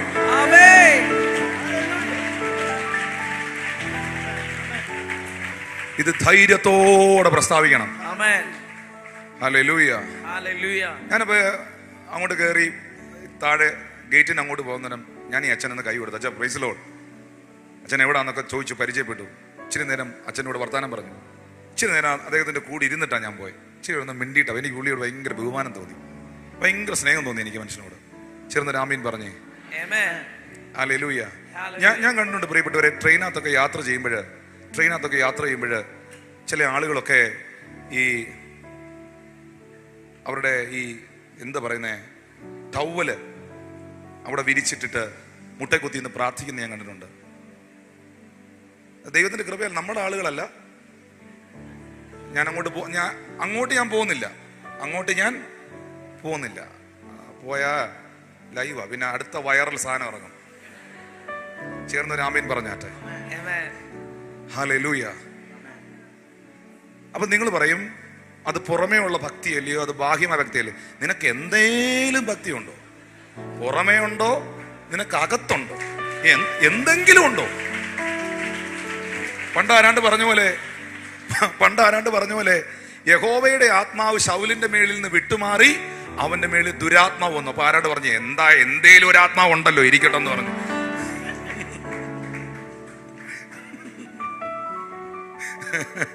ചേർന്ന് രാമൻ പറഞ്ഞു. അപ്പൊ ദൈവവചനം ധൈര്യത്തോടെ പ്രസ്താവിക്കുവാൻ എന്ത് വേണം? പരിശുദ്ധാത്മാവ് വേണം. അപ്പം പരിശുദ്ധാത്മാവ് ഉള്ളവരിൽ ഒരു നാണം കടത്തില്ല. സുവിശേഷം പറയും, അവരുടെ കൂടെ ഉള്ളവരോട് സുവിശേഷം പറയും, അവരുടെ കുടുംബത്തിലുള്ളവരോട് സുവിശേഷം പറയും, ഉറപ്പായിട്ടും പറയും. അവരെവിടെ ചെന്ന് നിന്നാലും കർത്താവിന്റെ സ്നേഹം പറയും. എന്നെ വിടുവിച്ച ദൈവം നിന്നെ വിടുവിക്കുമെന്ന് പറയും, ഉറപ്പായിട്ടും പറയും. ഞാൻ സുവിശേഷം പറഞ്ഞ നിമിത്തം ഈ ചർച്ചിലേക്ക് ചിലർ വന്നിട്ടുണ്ട് എന്നുള്ളൊരു കൈ ഉയർത്തിയേ. ഞാൻ ഇതിനകത്ത് ചാർജ് എടുത്തത് കാരണം 12 കുടുംബം പോയോന്നല്ല. ഞാൻ ഇവിടെ വന്നത് കാരണം, ഈ ചർച്ചിൽ വന്നത് കാരണം, ഞാൻ ഇവിടെ ജോയിന്റ് ആയത് കാരണം, ഈ ഒരു ഉണർവിൽ കർത്താവ് എന്നെ കൊണ്ടുവന്ന കാരണം, പലരെയും ഞാൻ കർത്താവിലേക്ക് നയിച്ച് ഈ ചർച്ചിൽ കൊണ്ടുവന്നിട്ടുള്ളത് ഒരു കൈ ഉയർത്തി. പരിശുദ്ധാത്മാവ് ഉണ്ടോ എന്ന് അറിയാൻ വേണ്ടിയാ. സ്തോത്രം. പരിശുദ്ധാത്മാവ് ഉണ്ടെങ്കിൽ അത് സത്യമായൊരു കാര്യം പറയുന്നേ, ഉറപ്പാണ്. ദൈവത്തിന്റെ ആത്മാവ് ഒരാളിൽ ഉണ്ടെങ്കിൽ അദ്ദേഹത്തിന് വചനം വായിക്കാതിരിക്കാൻ പറ്റത്തില്ല. കാരണം വചനം വായിച്ചില്ലെങ്കിൽ ഈ കരക്കെടുത്തിട്ട് മീനെ പോലെയാണ്. വചനം ധ്യാനിക്കാതിരി ആത്മാവിന്റെ ഭോജനമാണ്, ആത്മാവിന്റെ ഭക്ഷണമാണത്. ഹല്ലേലൂയ. ചേർന്ന് ആമേൻ പറഞ്ഞേ. വചനം വായിക്കാതിരിക്കാൻ പറ്റില്ല, വചനം കേൾക്കാതിരിക്കാൻ പറ്റില്ല, ആ ഒരു സ്പിരിച്വൽ പ്രസൻസിൽ നിന്ന് അവർക്ക് മൂവ് ചെയ്യാൻ പറ്റില്ല. എന്ന് വെച്ചാൽ എപ്പോഴും അങ്ങ് പാട്ടും പാടി ബൈബിളും വായിച്ച് നടക്കുക എന്നല്ല അതിന്റെ അർത്ഥം. പക്ഷെ അവര് ഓരോ ദിവസവും ആ മന്ന പെറുക്കും. അന്നുള്ള മന്ന പെറുക്കണം. ഞാൻ സഭയോട് പറയുന്ന അന്നുള്ള മന്ന പെറുക്കണം. ഒന്ന്, നിങ്ങൾ സുവിശേഷം അറിയിക്കണം. ദൈവവചനം പരിശുദ്ധാത്മാവുള്ളവർ ധൈര്യത്തോടെ പ്രസ്താവിക്കും. മോനെ, രണ്ടാമത് ഒരു കാര്യം കൂടെ പറയാം. 3 പറയാൻ നേരെയില്ല, ഇപ്പൊ തന്നെ സമയം പോയി. റോമർ 5:5 പരിശുദ്ധാത്മാവുള്ളവരുടെ രണ്ടാമത്തെ ലക്ഷണം. പരിശുദ്ധാത്മാവുള്ളവരുടെ രണ്ടാമത്തെ ലക്ഷണം, പ്രത്യാശയ്ക്കോ ഭംഗം വരുന്നില്ല. ദൈവത്തിന്റെ സ്നേഹം നമുക്ക് നൽകപ്പെട്ട പരിശുദ്ധാത്മാവിനാൽ നമ്മുടെ ഹൃദയങ്ങളിൽ പകർന്നിരിക്കുന്നുവല്ലോ. ചേർന്നൊരു ആമീൻ പറഞ്ഞേ. ഈ ഞാൻ ആദ്യം പറഞ്ഞല്ലോ, ഒരു പുരോഹിതനെ ഞാൻ കണ്ട, പുള്ളി ദൈവവചനത്തെ സ്നേഹിക്കുന്നെന്ന്. നമ്മുടെ ആളുകളുടെ ഇടയിലും ഒരുപാട് പേരുണ്ട്, വെറുതെ പറയല്ല, ഒത്തിരി പേരുണ്ട് കർത്താവിനെ ചങ്കു കൊടുത്ത് സ്നേഹിക്കുന്നവരുണ്ട്, ആഴമായി സ്നേഹിക്കുന്നവരുണ്ട്. ദൈവവചനത്തെ ചങ്കോട് ചേർത്ത് പിടിച്ചവരുണ്ട്, പട്ടിണി കിടന്ന് പ്രാർത്ഥിക്കുന്നവരുണ്ട്. കണ്ണും ചെവിയും വായും നാക്കും സകലതും ദൈവത്തിൻ്റെ ആത്മാവിൻ്റെ നിയന്ത്രണത്തിൽ കൊടുത്തിട്ട് വളരെ ഭക്തിയോടെ ജീവിക്കുന്നവരുണ്ട്. അങ്ങനെ ഒരുപാട് പേരെ എനിക്ക് പരിചയമുണ്ട്. നമ്മൾ വിചാരിക്കരുത് ഇങ്ങനെ കാടടച്ച് വെടിവെക്കുകയല്ല, നമ്മൾ വിചാരിക്കരുത് എല്ലാവരും ഒരുപോലെയാണെന്ന്. ചേർന്നൊരു ആമീൻ പറഞ്ഞേ. വളരെ ഭക്തിയോടെ ജീവിക്കുന്നവരുണ്ട്, പ്രാർത്ഥനയോടെ ജീവിക്കുന്നവരുണ്ട്, ട്രെൻഡുകൾക്കകത്തൊന്നും പെടാത്തവരുണ്ട്. വിളക്കിനോടുകൂടെ എണ്ണ എടുത്ത് മണവാളനെ കാത്തിരിക്കുന്നവരുണ്ട്. ചേർന്നൊരു ആമീൻ പറയാം. ദൈവത്തിന്റെ സ്നേഹം നമുക്ക് നൽകപ്പെട്ട പരിശുദ്ധാത്മാവിനാൽ നമ്മുടെ ഹൃദയങ്ങളിൽ, പരിശുദ്ധാത്മാവുള്ള ആളുകളിൽ രണ്ടാമത് കാണുന്ന കാര്യം എന്നാ? കണ്ട ഈ കൊച്ചു കുഞ്ഞ്, എൻ്റെ മോനെ എത്ര വയസ്സുണ്ടാ നിനക്ക്? എത്ര വയസ്സുണ്ട്? 14. ഉറക്കെ പറഞ്ഞു. 14 വയസ്സുള്ള കൊച്ചു പറഞ്ഞു ദൈവത്തിന്റെ സ്നേഹം. അവനൊരു നല്ല കയ്യടി കൊടുത്താട്ടെ, നല്ലൊരു കയ്യടി. 41 വയസ്സുള്ള അച്ഛൻ ഇതെന്തുവാന്ന് പോലും മനസ്സിലാക്കിയിട്ടില്ല. 14 ഞാൻ തിരിച്ചിട്ടതാ. ദൈവത്തിന്റെ സ്നേഹം നമുക്ക് നൽകപ്പെട്ട പരിശുദ്ധാത്മാവിനാൽ നമ്മുടെ ഹൃദയങ്ങളിൽ, ഇപ്പൊ പരിശുദ്ധാത്മാവുള്ളവരിൽ എന്തുണ്ട്? ഉറക്കെ പറ, ദൈവത്തിന്റെ സ്നേഹം. അങ്ങനെയാണെങ്കിൽ പരിശുദ്ധാത്മാവ് നിന്നിലുണ്ടോ എന്നൊന്ന് പരിശോധിക്കണ്ടേ? ഈ എൻ്റെ ഒരു വ്യക്തിപരമായ അനുഭവത്തിൽ നിന്നാണ് ഞാനീ പറയുന്നത്. നിങ്ങൾക്ക് അങ്ങനെ ആയിരിക്കണം എന്നില്ല, പക്ഷെ എനിക്ക് അങ്ങനെ ഉണ്ട്. ഈ ഭയങ്കര ഓവർ ഭക്തിയും ഭയങ്കര ഓവറായിട്ടുള്ള ഈ പുറമേയുള്ള ടിനു പാസ്റ്റർ എന്ന് പറയുമ്പോൾ എൻ്റെ എല്ലാമായ ഇങ്ങനൊക്കെ പറഞ്ഞവരാണ് എനിക്ക് 8ന്റെ പണി തന്നിട്ടുള്ളത്. മനസ്സിലാവുന്നുണ്ടോ? ഞാൻ ഈ പറയുന്നത് മനസ്സിലാക്കുന്നുണ്ടോ? കൂടുതലൊന്നും ഞാൻ പോകണ്ട. അപ്പോ സ്തോത്രം. ഞാൻ പറയുന്നത് ഈ സത്യല്ലേ? ഞാൻ ചോദിക്കട്ടെ, നിങ്ങൾ ഏറ്റവും കൂടുതൽ നിങ്ങൾ സഹായിച്ചിട്ടുള്ള ആളുകളാണോ നിങ്ങൾ ഏറ്റവും കൂടുതൽ ഉപദ്രവിച്ചിട്ടുള്ളത്? അയ്യോ എത്ര കയ്യോ, ഇത്രയും കൈ പോകുമെന്ന് ഞാൻ എൻ്റെ ആയുസ് വിചാരിച്ചാൽ എത്ര കയ്യ. ഞാൻ കൈവക്കാൻ പറഞ്ഞോ? ഞാൻ ക്രിസ്റ്റി പാസ്റ്റർ ഞാൻ കൈവക്കാൻ പറഞ്ഞോ? ഞാൻ കൈവക്കാൻ പറഞ്ഞിട്ടേ ഇല്ല. പക്ഷെ എന്ത് പറയാനാ ബ്രദറെ, അറിയോതങ്ങ് കൈ അങ്ങ് ഉയർന്നു പോവുക എന്നാ പറയുന്നത്. ശരിയാണോ? ശരിയല്ലേ? അപ്പൊ ഞാൻ പറയുന്നത് ഈ പുറമേ കാണിക്കുന്നതൊന്നുമല്ല പരിശുദ്ധാത്മാവ്. പരിശുദ്ധാത്മാവ് എന്ന് പറയുന്നത് ദൈവത്തിന്റെ സ്നേഹം ക്ഷമിക്കും, സ്നേഹം ദയ കാണിക്കും, സ്നേഹം സ്പർദ്ധിക്കുന്നില്ല, സ്നേഹം നിഗളിക്കുന്നില്ല, സ്നേഹം സ്വാർത്ഥം അന്വേഷിക്കുന്നില്ല, സ്നേഹം ദോഷം കണക്കിടുന്നില്ല, സ്നേഹം ചീർക്കുന്നില്ല. സ്നേഹം കലക്കം ഉണ്ടാക്കുന്നില്ല, സ്നേഹം സ്പ്ലിറ്റ് ചെയ്യിക്കുന്നില്ല. അപ്പൊ നിന്റെ മേലുള്ള സ്പിരിറ്റ് എന്താന്നുള്ളത് നീ തിരിച്ചറിയണം. ചേർന്നൊരു ആമേൻ പറഞ്ഞേ. സ്തോത്രം. പരിശുദ്ധാത്മാവുള്ളവരിൽ ഞാൻ പറയട്ടെ, പരിശുദ്ധാത്മാവുള്ള എല്ലാവർക്കും സ്നേഹവും കൂടെ ഉണ്ടായിരുന്നെങ്കിൽ എന്തായിരുന്നേനെ സ്ഥിതി? ഒന്ന് പറഞ്ഞേ, പരിശുദ്ധാത്മാവുള്ള എല്ലാവർക്കും ഈ സ്നേഹവും കൂടെ ഉണ്ടായിരുന്നെങ്കിൽ എന്തായിരുന്നേനെ സ്ഥിതി? ഓ ഹല്ലേലൂയ. ദൈവത്തിന്റെ ആത്മാവിൽ നിറയപ്പെട്ട ആളാണ്, പക്ഷെ അയലോകക്കാരനോട് മിണ്ടുകയില്ല. കൈവക്കല്ലേ, പ്രാർത്ഥിച്ചാൽ മതി. ദൈവത്തിന്റെ ആത്മാവുള്ള ആളാണ്, പക്ഷെ അയലോകക്കാരനോട് മിണ്ടുകയില്ല. സ്തോത്രം. ദൈവത്തിന്റെ ആത്മാവുള്ള ആളാണ്. നേരത്തെ പാസ്റ്ററെ അടിക്കുമായിരുന്നു. നേരത്തെ ആരെ അടിക്കുമായിരുന്നു? ഒറ്റ പാസ്റ്റർമാരെ വിടുകയില്ലായിരുന്നു. വഴിയെ കാണുന്ന പാസ്റ്റർമാരെ എല്ലാം ചീത്ത പറയുകയും പാസ്റ്റർമാരെ അടിക്കുകയും ചെയ്യുമായിരുന്നു. ഇപ്പൊ ദൈവത്തിന്റെ ആത്മാ പുള്ളിയുടെ മേളിൽ വന്നെന്ന പുള്ളി പറയുന്നത്. ഇപ്പൊ പാസ്റ്റർമാരെ അടിക്കുകയല്ല, പാസ്റ്ററെ അടിക്കുന്നവനെ അടിക്കും. മിണ്ടിയില്ല. പാസ്റ്ററെ അടിക്കുന്നവനെ അടിക്കും. സ്തോത്രം. ഞാൻ ഈ പറഞ്ഞു വരുന്നത്, പരിശുദ്ധാത്മാവ് ഒരാളിൽ ഉണ്ടെങ്കിൽ അവനിൽ പ്രധാനമായി കാണുന്ന ക്രിസ്റ്റി പാസ്റ്ററെ, തിരുവനന്തപുരം ചർച്ചിനകത്ത്, എൽഷദായ് ചർച്ചിനകത്ത്, അല്ലെങ്കിൽ ഈ കൂട്ടായ്മയ്ക്കകത്ത്, നിങ്ങളുടെ കുടുംബത്തിനകത്ത്, വ്യക്തിപരമായ ജീവിതത്തിനകത്ത് സ്നേഹമാണ് മുമ്പിൽ നിൽക്കുന്നതെങ്കിൽ ആ സ്നേഹം സകലത്തെയും അതിജീവിച്ചിരിക്കും.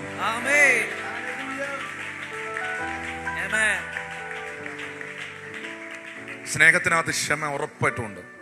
സ്നേഹത്തിനകത്ത് വിട്ടുകൊടുക്കലുണ്ട്. ആരും മിണ്ടുന്നില്ലല്ലോ.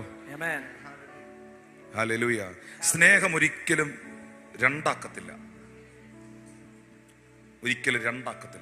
സ്നേഹം എപ്പോഴും ഒന്നിപ്പിക്കുന്നതാണ്.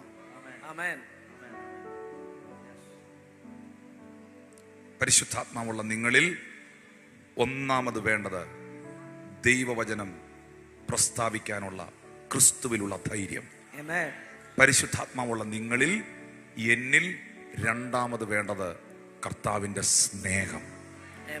അടുത്ത ഭാഗത്തിലേക്ക് പോകാൻ നേരെയില്ല. നമുക്ക് എല്ലാവർക്കും ഒന്ന് എഴുന്നേറ്റ് നിൽക്കാൻ ഞാൻ പ്രാർത്ഥിക്കാൻ പോവാണ്.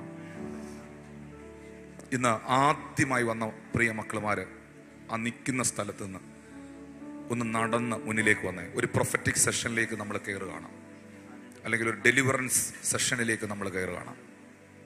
ഒന്ന് മുന്നിലേക്ക് നടന്നു വന്നേ. ഇന്ന് ആദ്യമായി ഈ പ്രാർത്ഥനയിൽ പങ്കെടുക്കുന്നവർ, ബാക്കിയുള്ളവരെല്ലാം ഒന്ന് കൈകളെ ഉയർത്തിപ്പിടിച്ചേ.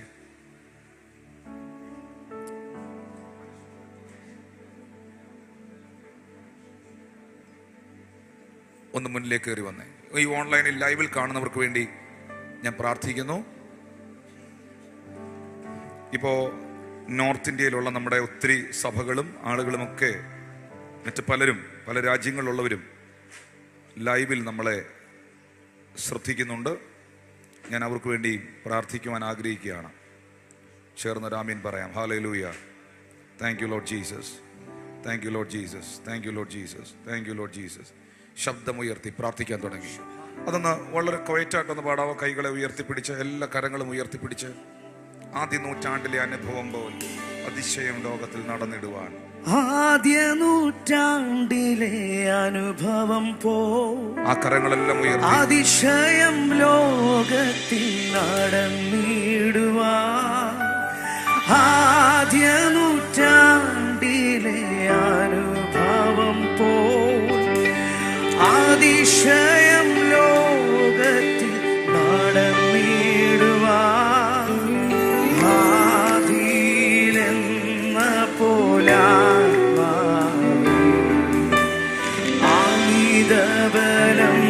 തരണേ. ഓ ആദിയിലെന്ന പോലാത്മാവേ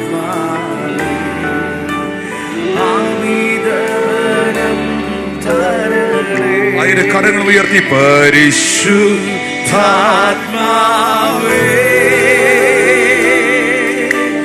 ശക്തി പകർന്നിടണേ. പരിശുദ്ധാത്മാവേ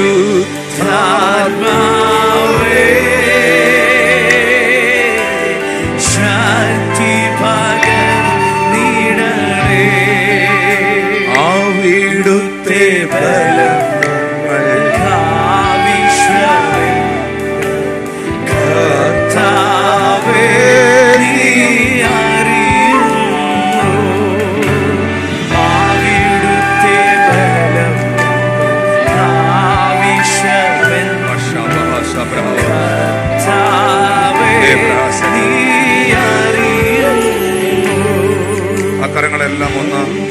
താഴ്ത്തിയിട്ട് ഈ പരിശുദ്ധാത്മാവ് ഒരാളിൽ വരുമ്പോൾ ആ വ്യക്തിക്ക് ആദ്യം ലഭിക്കുന്നത് ക്രിസ്തുവിനെയാണ്.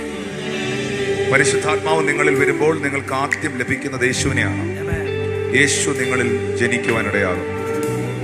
പരിശുദ്ധാത്മാവ് നിങ്ങളിൽ വരുമ്പോൾ ആ പരിശുദ്ധാത്മാവ് നിങ്ങളെ സകല സത്യത്തിലും വഴി നടത്തും, സത്യത്തിലേക്ക് നടത്തും. രക്ഷ സത്യമാണ്, വിശ്വാസ സ്നാനം സത്യമാണ്, നിത്യജീവൻ സത്യമാണ്. ഇത് സത്യവചനമാണ്, ഇത് സത്യ സുവിശേഷമാണ്. അങ്ങനെയാണെങ്കിൽ ഞാൻ ഇതുവരെ സ്നാനപ്പെട്ട ഒരു വ്യക്തിയല്ല. ഞാൻ ഇതുവരെ എൻ്റെ ഹൃദയം, എൻ്റെ ജീവിതം കർത്താവിന് വേണ്ടി കൊടുത്തിട്ടുള്ള ഒരാളല്ല. എനിക്ക് യേശുവിനായി ജീവിക്കുവാൻ, യേശുവിൻ്റെ വഴിയിൽ നടക്കുവാൻ, ദൈവത്തിൻ്റെ കൽപ്പന അനുസരിക്കാൻ ഞാൻ ആഗ്രഹിക്കുന്നു എന്നുള്ളവര് ആ കൈകളെ ഒന്ന് ഉയർത്തിപ്പിടിച്ച്, നല്ലതായിട്ട് ഉയർത്തിപ്പിടിച്ചോ. ഞാൻ എൻ്റെ ഹൃദയത്തെ, എൻ്റെ ജീവിതത്തെ ഞാൻ യേശുവിനായി തരുന്നു. ദൈവത്തിൻ്റെ കൽപ്പന അനുസരിച്ച് ജീവിക്കാൻ എന്നെ സഹായിക്കണമേ എന്നുള്ളവരെ കൈകൾ ഉയർത്തിപ്പിടിച്ചു. ക്രിസ്റ്റി പാസ്റ്റർ ഒന്ന് സ്റ്റേജിലേക്ക് കയറി വരണം. എല്ലാവരും ആ കൈകൾ, അവർ മാത്രം കൈകൾ ഉയർത്തിപ്പിടിച്ചു. വോളണ്ടിയേഴ്സ് ആ ഡിസിഷൻ കാർഡുമായിട്ട് അവർ അടുക്കലേക്ക് പെട്ടെന്ന് എത്തണം. ക്രിസ്റ്റി പാസ്റ്റർ ഷിജിൻ ബ്രദറിന്റെ കയ്യിൽ നിന്ന് ആ മൈക്ക് മേടിച്ച് ഇവർക്ക് വേണ്ടി ഒന്ന് പ്രാർത്ഥിക്കണം. ആ കൈകൾ ഉയർത്തിപ്പിടിച്ചു. Thank you Lord Jesus. ചില ബിസിനസ്സുകളോടുള്ള ബന്ധത്തിലും ചില സാമ്പത്തിക മേഖലയിൽ ദൈവത്തിന്റെ കരം ചലിക്കുന്നു. ഒരു മിറക്കുലസ് ഹീലിംഗ്, ഒരു അത്ഭുത സൗഖ്യം ഈ പൈതലിന്റെ മേളിൽ, നിങ്ങളുടെ ശരീരത്തിന്റെ മേളിലും കർത്താവ് അയക്കുന്നതായി എന്നോട് സംസാരിക്കുന്നു. വായികൾ തുറന്ന് പ്രാർത്ഥിക്കാൻ തുടങ്ങിക്കോ. കർത്താവെ, ഞങ്ങൾ ഒരുമിച്ച് പ്രാർത്ഥിക്കുന്നു. കർത്താവെ, അങ്ങയുടെ കൽപ്പനയായ സ്നാനം കർത്താവെ അനുസരിക്കാൻ തീരുമാനമെടുത്ത അങ്ങയുടെ മക്കളെ അവിടുത്തെ കരങ്ങളിലേക്ക് സമർപ്പിച്ചു പ്രാർത്ഥിക്കുന്നു. കർത്താവെ, ആ തീരുമാനത്തിൽ ഉറച്ചു നിൽക്കുവാൻ, കർത്താവെ അങ്ങയുടെ കൽപ്പനയായ വിശ്വാസ സ്നാനം കർത്താവെ ജലത്തിൽ അങ്ങയെ സാക്ഷീകരിപ്പാൻ അങ്ങയുടെ മക്കളെ അവിടുന്ന് സഹായിക്കണമെന്ന് പ്രാർത്ഥിക്കുന്നു. അവിടുത്തെ കൃപ കൂടെ ഇരിക്കണമേ. അങ്ങയുടെ മക്കളെ അവിടുന്ന് അനുഗ്രഹിക്കണമേ. അപ്പൊ ആ ജലത്താൽ, ഹല്ലേലൂയ, വെള്ളത്താലും ആത്മാവിനാലും സ്നാനപ്പെട്ട് ഹല്ലേലൂയ ക്രിസ്തീയ ജീവിതത്തിൽ കർത്താവെ അടുത്ത ഒരു ലെവലിലേക്ക് കയറുവാൻ അങ്ങയുടെ മക്കളെ അവിടുന്ന് സഹായിക്കണമേ എന്ന് പ്രാർത്ഥിക്കുന്നു. അങ്ങയുടെ മക്കളെ പിതാവിന്റെയും പുത്രന്റെയും പരിശുദ്ധാത്മാവിന്റെ നാമത്തിൽ അനുഗ്രഹിച്ചു പ്രാർത്ഥിക്കുന്നു. യേശുവിൻ നാമത്തിൽ തന്നെ പ്രാർത്ഥിച്ചേ.